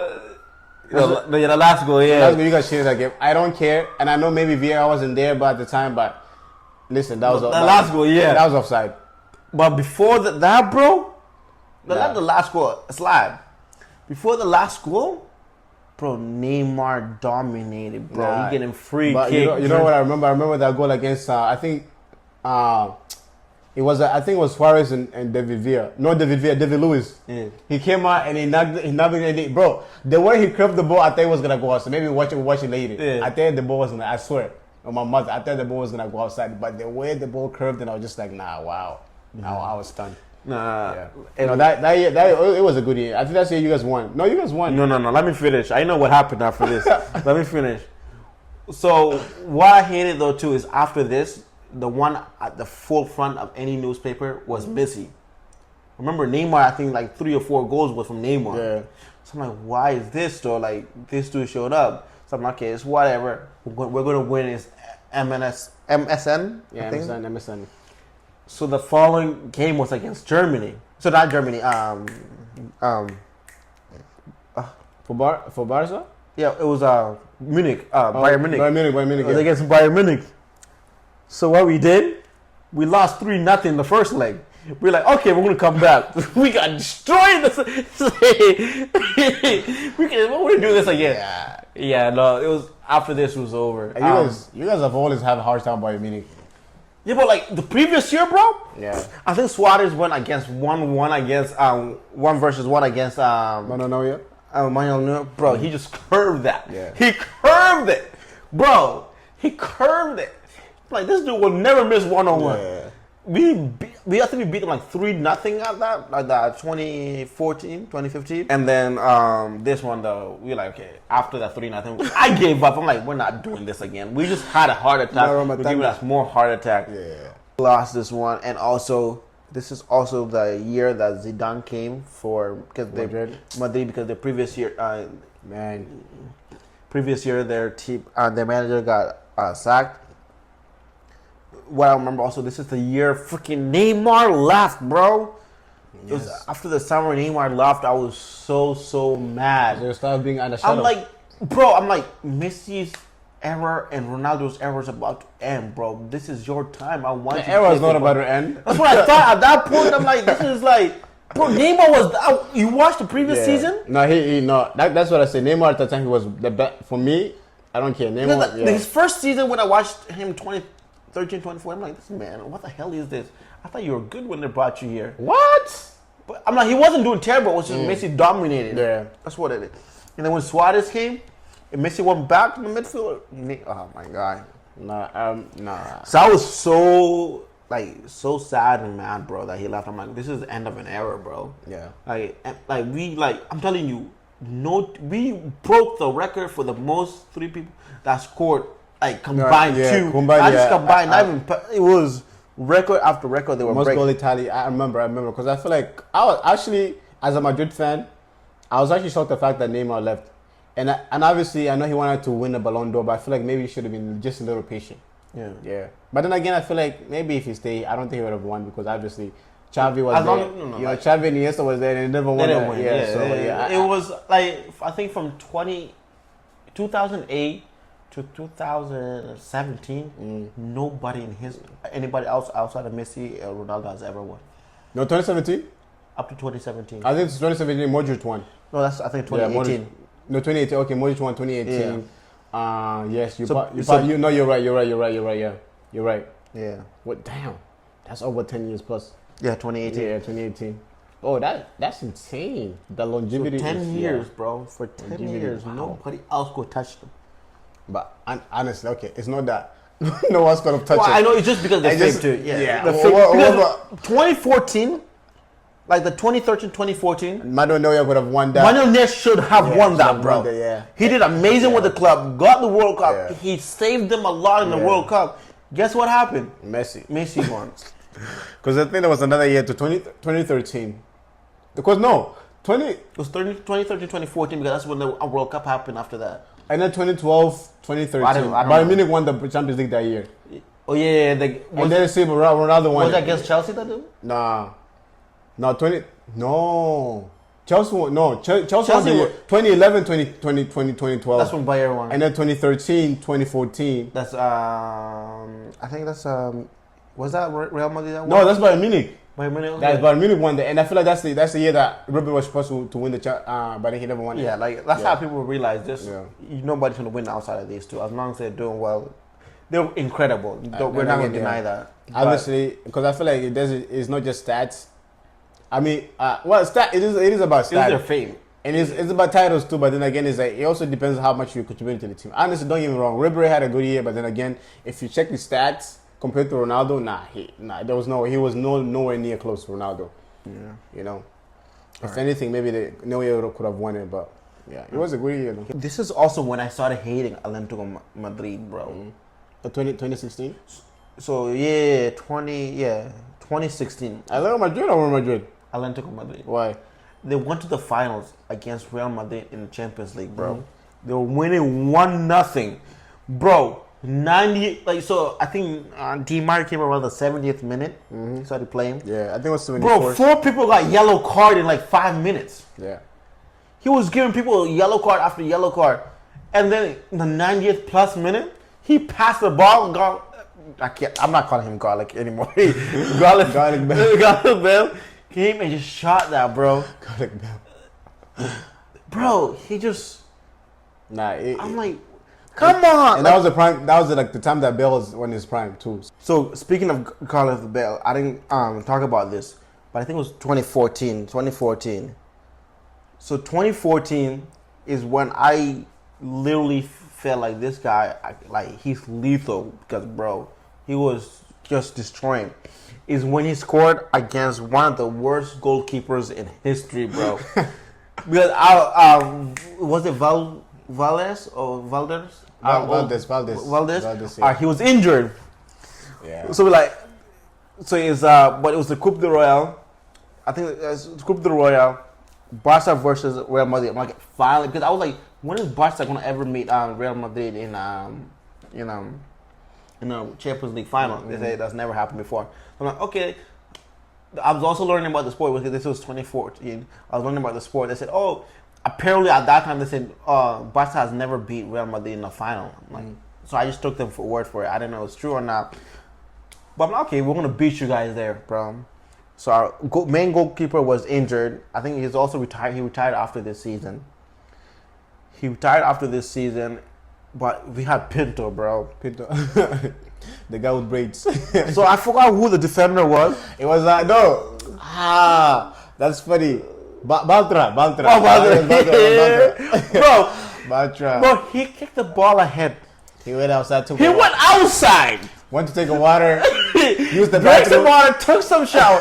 Went to the Bahamas. Came back. And still was able to started brushing. Like, you know what? Let me just brush my teeth. Make sure after all that wine I drank. He had cup of tea too. Yeah, cup of tea. Like, then he went. You know what he did? What was even more funny? He kicked the ball. So he's chasing him right here. He's running here. So he ended up reaching the ball first. So he hit the ball towards the defender. And he wasn't able to. Bro, nah. And then Pinto. Yeah. Pinto. He just was that a nutmeg? No, it wasn't a nutmeg. Did the ball went through his legs? No, I think just the side. It was the side. Yeah, it was the side. I can't remember, but I'm not gonna lie. That's one of the greatest goals ever. Bro, he cemented me a guy I can never forget. It was that. Not traumatized. I know you guys are traumatized. Bro, I'm like, and I don't. At this point, like they said, Real Madrid has always beat Barca in the finals, so I took them word for it. So I'm like, okay, if this is how we play, this is terrible. This is terrible. That was traumatizing.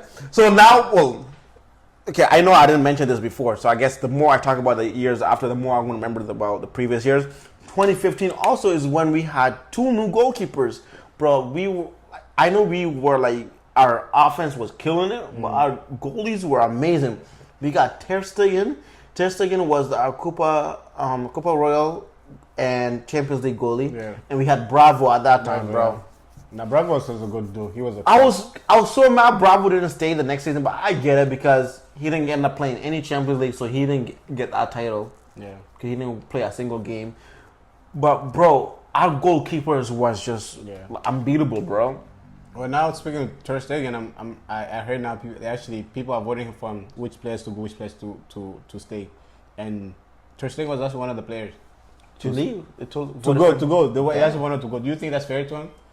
Well, I don't keep up with it that much, so I can't really say. Because I know he had an injury previously. I think it was out for like a season. But these big clubs, I forgot who it was, even Real Madrid, they're bending their goalies a lot. What's his name? Jesus. Jesus Navas. Navas Jesus? Navas Jesus remember when he played for Madrid? He played 3 years for Madrid and then they just let him go. Yeah, I know. To PSG. Oh, yeah. Nothing happened yet. The PSG, he went to PSG, I remember that. And they got that black, it wasn't black that they got. They got, it starts with a C. Goalkeeper they got. Casillas? Yeah, no, it wasn't Casillas. And then Zidane came. Yeah, Courtois. Yeah, that's what I'm saying. Courtois, they got No, but Courtois came later on, 2018. No, I'm just saying after Navas. Oh, after Navas was Courtois, I remember that. Yeah. So he came after that. It was a good one too. Well, so Courtois is actually pretty good. Yeah, but they just betrayed. Is this a? How it is a PK? It's a PK. Wait, no. The Di Maria just got a PK right now. Let's see if Benfica will score, bro. And it's 6 minutes extra time. It's the 4th minute. Oh my! Come on, Di Maria. Come on. Your favorite player? Come on, my favorite Argentinian player. Okay, come on, my favorite. Come on, step back. Step back. Come on. It's gonna go to your Chelsea fan. It's gonna go to his right. Please go to your right. Go to your right. Go to your right. Go to your right. Go to your No! Oh my God, bro! Oh my God! He did it so slow too. He was in the middle. Oh damn! He didn't even have to dive. Nah, that's crazy. Nah, I want to see the replay. No, he did it slow mo. He was running slow. Bro, my grandma would have cut that. I swear, my grandma would have cut that. She didn't even have to move, and she's dead. Nah, that is crazy. This is why he's the best. I told you. Wow, Chelsea. Come on, Chelsea. Come on, look. Oh man. Oh man, come on. Right in the middle. Are you serious? He didn't even have to move.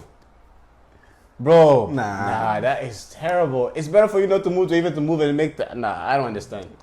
This is going to be the worst penalty. So now they're going to go extra time. Overtime. Wow. Okay, they still have a minute. Yeah. Well, hopefully they don't score. Yeah. Chelsea, I'm so disappointed. It's not over yet. Give them. Yeah, but it's 1-1. Now it's the ball is back to, you know. Yeah. So like this also when I went back to the Real Madrid after Atlético fumbled a 1-0 lead, Real Madrid went to like the overtime. Guess what happened? 4-1. They destroyed them right there, and it was that was also like with Zinedine Zidane. Yeah, so Zinedine Zidane won his first time. People were like, "Oh wow, he's a good manager." Because I think you know the equalizer was Ramos' header the equalizer. Oh, this is the second. This is the year before that happened. This year, I think this is the. So 2014. Yeah, so 2015. 2014.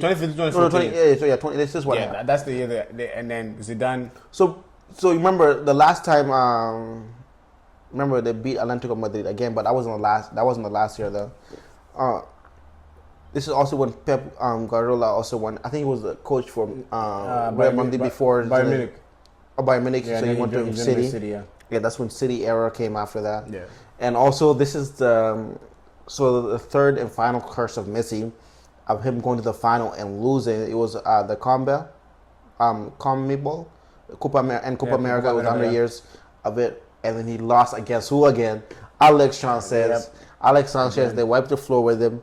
That's why he decided to retire. And also, and he also announced his retirement right after that. So from his national team at least, he retired. He said he was going to retire completely, and people were mad. Like, he's never going to win. He's never going to win a World Cup. He's never going to win a Copa America. But what also added ice to that too was it this season or the next season? So what did Cristiano Ronaldo also? It was this year that Cristiano Ronaldo won the Euro final. Oh yeah, so that's when they were like, okay, Ronaldo's the GOAT. He has won the Euro final. Messi couldn't get Copa America twice in a row. Yeah. He was the GOAT. Remember, he got injured during the game, right? And he started coaching. I don't know. I wouldn't call that coaching, but sure. He was coaching. He started coaching. He did. I don't know if he did, but they ended up winning. Who was the one that scored? Eder scored. Eder's, yeah. And we haven't heard of him since then. Yeah. So he left his mark. He got his Euro, and I guess he left right after that. And guess what? All the credit went to Ronaldo. Yeah. Well, he brought them there. He played again. He played amazing that Euro. It's just because the final he got injured. No, for sure. That's what happened. I mean, you're Ronaldo, man. And whether you play or don't play. And at the same time, Messi announced his retirement. Yeah. If Messi didn't go back to Argentina, when it comes to countries at least, he has nothing to say against Cristiano Ronaldo at that time. Yeah. Well, even honestly, to be fair, and I know, like I said, he has won the World Cup, but I feel like when it comes to international, I think because before Ronaldo, Portugal has only made it to the World Cup. I think Euro, not World Cup, Euro. I think 3 times. It was 3 times, yeah. Since he became, they made it since Ronaldo started playing for him. They made it 5 times, and they've made it to every World Cup. Yeah, they finally won a Euro that's never happened before. And I think he has done. He has done in a way. So he has cemented his name in Portugal. You also have to compare like the Argentina national team to Portugal. You can't. Obviously, Argentina, like I said, they call them the gods of football. Yeah, because before Messi, they already won the World Cup. Yeah, exactly. But before Ronaldo, they never gone this far. So he did cement himself right there. So that's why I don't really buy when people say, Messi has won the World Cup and Ronaldo hasn't, because I feel like Ronaldo has a lot to put up with Portugal. Yeah. Because if Ronaldo, for sure, if he wasn't with Argentina, he would have probably won full World Cup by now. Yeah. To be fair, so again, kudos to Messi, but again, So the year after, Real Madrid dominated with Zinedine Zidane with the treble. Yeah, the only they got 2. They only got La Liga and the Champions League. Yeah. I think it was. I think with the treble. No, not the treble, but they won. I think 3 Champions League within the Zidane's era. So. So he got. Is he really a good manager though? You think he just got lucky with a good team? Listen, I'll say this. I think he was a great manager, but he wasn't a great coach. Because I feel like Zinedine has more of a leadership. And that's what I say. He's a great manager, but he wasn't a good coach. Because I feel like for him to, I think he had that. He realized him coming to Madrid team. Obviously, Madrid at the time they had the BBC. He didn't really have to coach players. He knew who he was dealing with. He had Ronaldo, Bale, and Benzema. Yeah. And I feel like with him, it was just a matter of like managing. Casemiro was killing it too. He had to put people in his place. So I think he's a good manager. Yeah. And again, I feel like he was at the time that everybody was in that prime. I don't think he necessarily had to. But I hate. We're just gonna give him his flowers. I hate it. Because winning Champions League 3 times in a row, I don't think anybody. You guys done it 5 times in a row. Yeah. No. Yeah. Real Madrid has done it, but so. But I was like, what? 1960 something. Yeah. When Jesus was playing for them too. But again, we're gonna give him his flowers because that's not easy at all. No, it's not easy. Even twice in a row, it's not easy. Most team that makes it, because I think there was only has there been any other team that's won back to back beside Madrid? So this is also the year that Mbappe got noticed because I think Monaco finally, because ever since I think when Zlatan was there, there was no other club in League N that will win the league. La Liga, it was always. I mean, it was Liga always. Liga N. Yeah, it was always PSG. Yeah. But it's also this year that Mbappe finally put his name out there, and Monaco finally won. Yeah.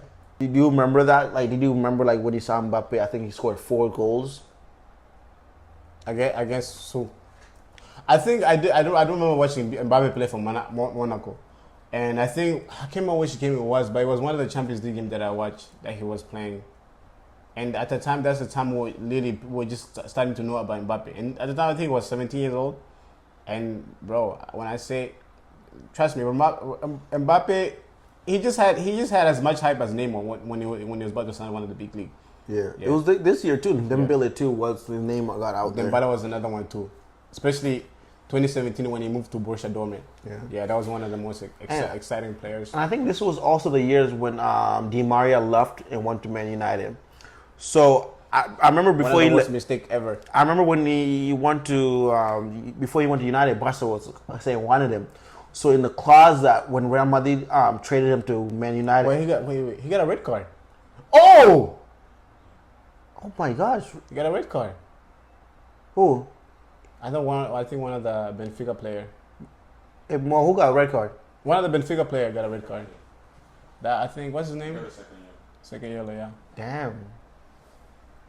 What we talk about? We talk about Monaco. We'll talk about yeah. No, yeah. So when Di Maria left and went to United, so the clause in the trade, the contract, if Man United's going to trade Di Maria to Barca, they got to pay 10 million euros to Real Madrid. Man United's like, okay, you guys can have Di Maria, but you guys got to pay the 10 million euros to Real Madrid. So on top of the trade, you got to add another 10 million. 10 million. And then Barca's like, they're not going to do that. And they fumbled that. Yeah. Because after that, I think it was PSG that took him after the following year. Because I feel like, honestly, that was probably the biggest mistake they ever done in his career is going to Manchester United. Yeah. He was still doing good. So I was surprised when they traded him. I'm like, why did Real Madrid trade Di Maria when he was the top of the game? No, because like I said, Madrid is one of those teams. It's like they will give you 5 years, but then if they're done with you, they're done with you. You know. But you're not even done. Yeah. Well, for them, it's not more so of like whether you're done or not. It's more so of like the system, because the system changed, thoroughly. So yeah. Because I remember, I'm trying to see who they brought in as a 10 when Di Maria left. What? Ozil. Oh, Ozil, yeah, Ozil. Because I remember Ozil. That's the year that Ozil was just coming in. Yeah.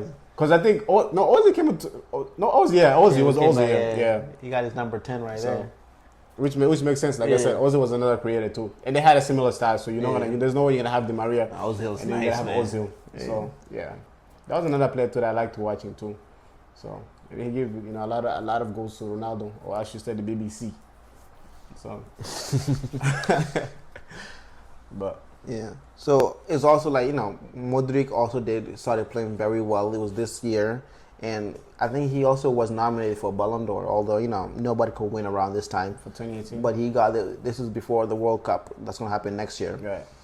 His name started going. He was amazing. Like with Kroos, with them, Tony Kroos, they were just killing it. Honestly, to be fair, the year that he won the Ballon d'Or, that's 2018, no? Yeah, that's 2018. Yeah. I don't think he was meant to win the Ballon d'Or. This is my theory. If Ronaldo didn't go to Juve that year, they went to Juve, Ronaldo would have won the Ballon d'Or. Oh yeah, the funny part. Yeah. Real Madrid beat Juve 4-0 in the final Champions League, and the next year, Cristiano Ronaldo won it. See, and that was my point. And that's the year that he scored that bicycle kick against Madrid. Was it? That was against Madrid. Oh yeah, no, that was the previous year, and then it's funny, and that's what I say. I feel like Ronaldo was meant to win it, but then with the whatever issue was going on with him and the owner of the Madrid, and I don't know whether he was asking for more money or whatever he was asking for, and they couldn't come to an agreement, so he decided to leave. And then as soon as they left, they announced that Madrid won the Ballon d'Or. Yeah. So I don't even think Madrid was in the picture of just even like, and obviously people talked about the World Cup, the fact that he went to final, but then again, you came second place. Yeah. There shouldn't be an award for second place. Participation trophy. There's no participation trophies. Either you won or you didn't win. Either lost. Either you win or you did it. So like I said. So let me finish it up because I know your team. You're worried about your team. So let's do 2018. Man, you're in a heart attack right now. So he will let us know if they score or not. But you want to add anything in 2017? 2017. So 2017, that was, I think 2016, 2017 was another Chelsea Premier League. That's one. Oh yeah, they won the year after that. Yeah. And then I had Croatia and France in the final. But let's just talk about that year too. I also wanted to talk about Harry Kane because that year he. Well, that's the next year. You're talking about the World Cup, right? No, 2018 World Cup. Yeah, but I haven't started. I'll need the 2017. No, I don't have anything with 2017. Yeah. So 2018, this also was a World Cup year, and like I said, my uncle was a huge France fan. So this is when he actually did get a flat screen TV, and every game of that one was outside. We played it outside, and was because. So 2018, you were still back home in Guinea? Yeah, I was still back home. I came after this, after like November. So it was, and so 2018, I was there for the season. So the World Cup happened in Russia. And Russia did amazing that game. They did. That year. Yeah. And they were playing I'm like, what the hell is happening? This is Russia. In Spain, I think they broke the record for the most passes done at that time too, although they didn't get anywhere. Yeah. They passed the ball like crazy. It was also that year, I remember people were calculating, Neymar spent 4 minutes on the floor. He was complaining. On the floor. Yeah, because of complaining. Yeah. He was every freaking game, bro. I'm like, who the hell brought this freaking baby here, bro? Yeah. Who the hell is this? This is the guy that killed PSG. I'm trying to remember whether that was the year that he got injured. No, you know what? No, he wasn't the year he got injured. I think he was playing. Yeah. Bro, every freaking game, I swear to God, bro. I don't know if they even passed the group stage. Yeah. He was on the floor crying. Like, what happened? Get up. That's the name out for you. It was, I'm telling you, they calculated. It was 4 minutes. They were like, yep, 4 minutes on the floor. It was also like the time because, Modric the previous year were just lighting Europe up by winning the Champions League back to back, being a great midfielder. I even heard he was supposed to play for Barcelona, but since Barcelona had Busquets, Iniesta, and Xavi, they didn't really want because him. you know also play for Rakitic was also. Oh yeah, Rakitic. I forgot to mention. That's why he go. Rakitic killed it during the finals. He had a good year. Oh my gosh, I love that. Rakitic. Was another Barca. I think that was oh my gosh, Rakitic. Because I think we played against Juventus in the final, bro. Yeah. It was 3-1. Oh my gosh. I'm telling you, this is too much. I can't remember all of them right now, but I love Rakitic, bro. Yeah. I don't even know what happened to him after. I think he went after Barcelona. He went to Sevilla.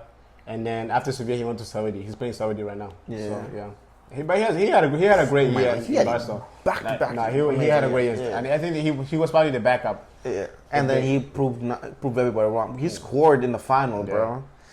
So it was also Croatia. So Croatia, like at that point, was like an unknown country, not because Croatia was not an unknown country. No, at that time. No. You know why they were unknown? Why? Because they were part of like how to say Yugoslavia, and then Yugoslavia split up into a bunch of other countries.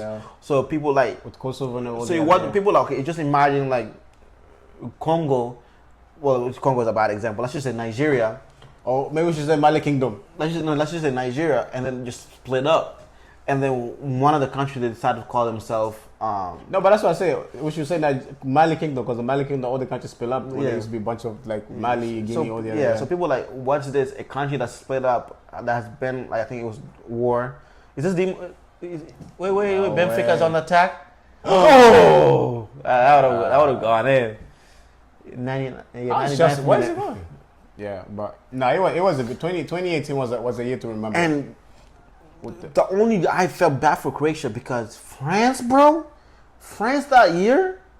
Nah, France that year. I feel like anybody that was facing them would be untouchable. Kante untouchable. Kante killing it. Pogba killing it. Mbappe like crazy. Dembele, bro. Untouchable. Lloris at the back. And what, bro? No, bro. Griezmann too. Griezmann, they will fill that every position. Giroud though, Giroud should have got rid of it. Oh, Giroud. What you mean? No, he went like I think 90 minutes without you. No, but see. That was the next. We're gonna have to pause it right there and talk about that. Okay. Well, that was the next World Cup, not that World Cup. No, that was it. That was 2022? Yes, I think that's the 2022. Yeah. But even this World Cup, Giroud didn't really score a lot. Yeah, he didn't. And a lot of people, he had a lot of backlash because a lot of people were saying that, he wasn't scoring. But the thing is, if you watch the game, Giroud was one of the reasons why. He was breaking the defense apart, but as a striker, you're not scoring. Yeah, but the thing is, as a striker, you don't always have to. But score. he was just. I feel like you have to. The mistakes that he did got picked up by the teammate. It was also like the year Lukaku and Harry Kane were just scoring too. Nah. Like it was. Bro, I feel like that one was better than the 2014 World Cup. I think so. I think, and I feel like it just in terms of like the team, because I feel like every team showed up. Yeah. Every team showed up, and even though it was the first time ever, not the first time ever, but Russia was hosting it, and they actually played like they were hosting it. Bro, like compared to Brazil, like nobody like people were like, what the hell is happening? Are they like rigging this? But no, they were not rigging. They were playing well. But then again, it's Russia, so yeah. They were like, who knows what was going on behind closed doors. But this also, I think this is the curse that before this is the end of the curse of like Germany ending up in group stage after winning the World Cup previously too. But it was also the year that the VAR got introduced. Yeah. Remember, people saw that. I'm like, whoa, this is nice. Actually, now everybody just is against it. Yeah, nobody wants it anymore. But I feel like we should keep it. Keep it, yeah. Because then again, because obviously we have human beings, and we can't see everything. Yeah. So, yeah. So outside of the World Cup, what could I remember? Was also, I think this is the last Champions League that I watched the finals. To be honest with you, was Real Madrid beating Liverpool 3-1. Yeah. Ronaldo was still here. Yeah, Ronaldo was still there. Yeah, he was still there. So Mohamed Salah and Sadio Mane were killing it too. I think that's the game that because the final happened. Yeah, and I also felt like this was the era of Man City, bro. They broke the record, getting 100 points in Premier League. Yeah. That was never done before. They turned Premier League into Bundesliga. Bro, they just killed it. And then I think it was after Zinedine Zidane got his Champions League, he stepped down. Yeah. That was it. That's all I can remember. And which was a smart move, because Yeah, at this point he's like nothing bad. His resume is nice. Like they say, a good destiny knows when to live the street. You know what I would have left. No! Man, you guys almost scored. Oh my God. Please no. Bro, stop him. Are you serious? Oh my God. Come on. Why is he running off from the ball? Come on. No way. Oh! Calm down, man. What you my I can't believe they play with that guns and they're playing them that good. Yeah, and it's hard too. But it was a good year. It was a good year. Do you remember anything else? I didn't know. I was just talking about the Champions League because I remember the Champions. That's the year that I forgot his name. He was a Liverpool goalie. He gave up 2 goals. No, he didn't give up. Well, he didn't give up 2 goals, but he was just very shitty. Excuse my language, but he was just shitty. I remember that goal he gave up against Benzema. He was literally standing right there and he tried to throw the ball and he got it and then tap in and then. I think it was the year 2 Bell scored a bicycle kick. Oh my God! Yeah. Bell scored a bicycle. No, that was nah. Nah, I'm telling you. I'm sorry. That was one of the best Bell in the Champions League. Yeah, Bell scared me, bro. I'm telling you, Bell is overrated, man. I mean, overrated. Whoa. I'm sorry. Bell's underrated. We're about to have a 1 minute each to see who. Bell's underrated because I feel like Bell, he doesn't get his flowers. And I see why Madrid hates him, but then again, it's like that. Whatever.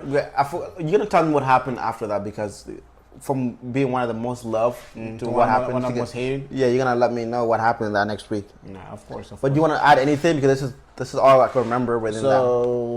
2018. 2018. I think that's what I have. I think because we talked about the World Cup. The World Cup was the major event that happened in 2018, and I don't think there was anything else that happened. Yeah. In Champions, obviously, Madrid won the 2020. Yeah, they won back to back. Yeah, I just fact checked. No team in history has won back to back outside. So Madrid not only did it back to back, they did it 5 times in a row and 3 times in a row. It's offside. Yeah, but I think that's what I have for 2018. I mean, I'll put to 2018. All right, so let's end this episode. Okay. So thank you guys again for another week, another episode. Want to be consistent more. That was my journey. Why did I stop watching it? The reason why I stopped it, because I left Africa. So I went from someone that's the only thing over there till here, and then I started school. So I had and work at the same time, so I had less time to worry about anything else. That's why I stopped watching football. Oh, so you stopped watching it because you... Well, Yeah. so you stopped So watching... I started watching it because I won to Africa, and I stopped watching it because I left Africa. So that's the not because I love or hate the sport. It's my favorite sport, but that was the only reason. I think I could see why you stopped watching it because again I feel Because like Africa, I have so much time outside of school, and everybody's watching it. It's like exactly, and you're like you don't want to be alone. And I think it just depends on the location because you at the time you were living in Maine, no? Yeah. So it makes sense because I feel like Maine is mostly hockey and a little basketball, but it's mostly hockey and baseball. Baseball is a big thing, another big thing too. So I could see why you stopped watching it, but but at least Well, that's it. Thank you. Any last message? We just want to appreciate you guys. Thanks for the love. Yeah. Subscribe. Hey, subscribe, like. Oh yeah, give us if you like the podcast. Give us an honest rating. How much, like from 1 star to 5 star? Let us know. Any feedback is appreciated. Of course, leave in a comment. Yeah, appreciate you. Thank you. See you next time.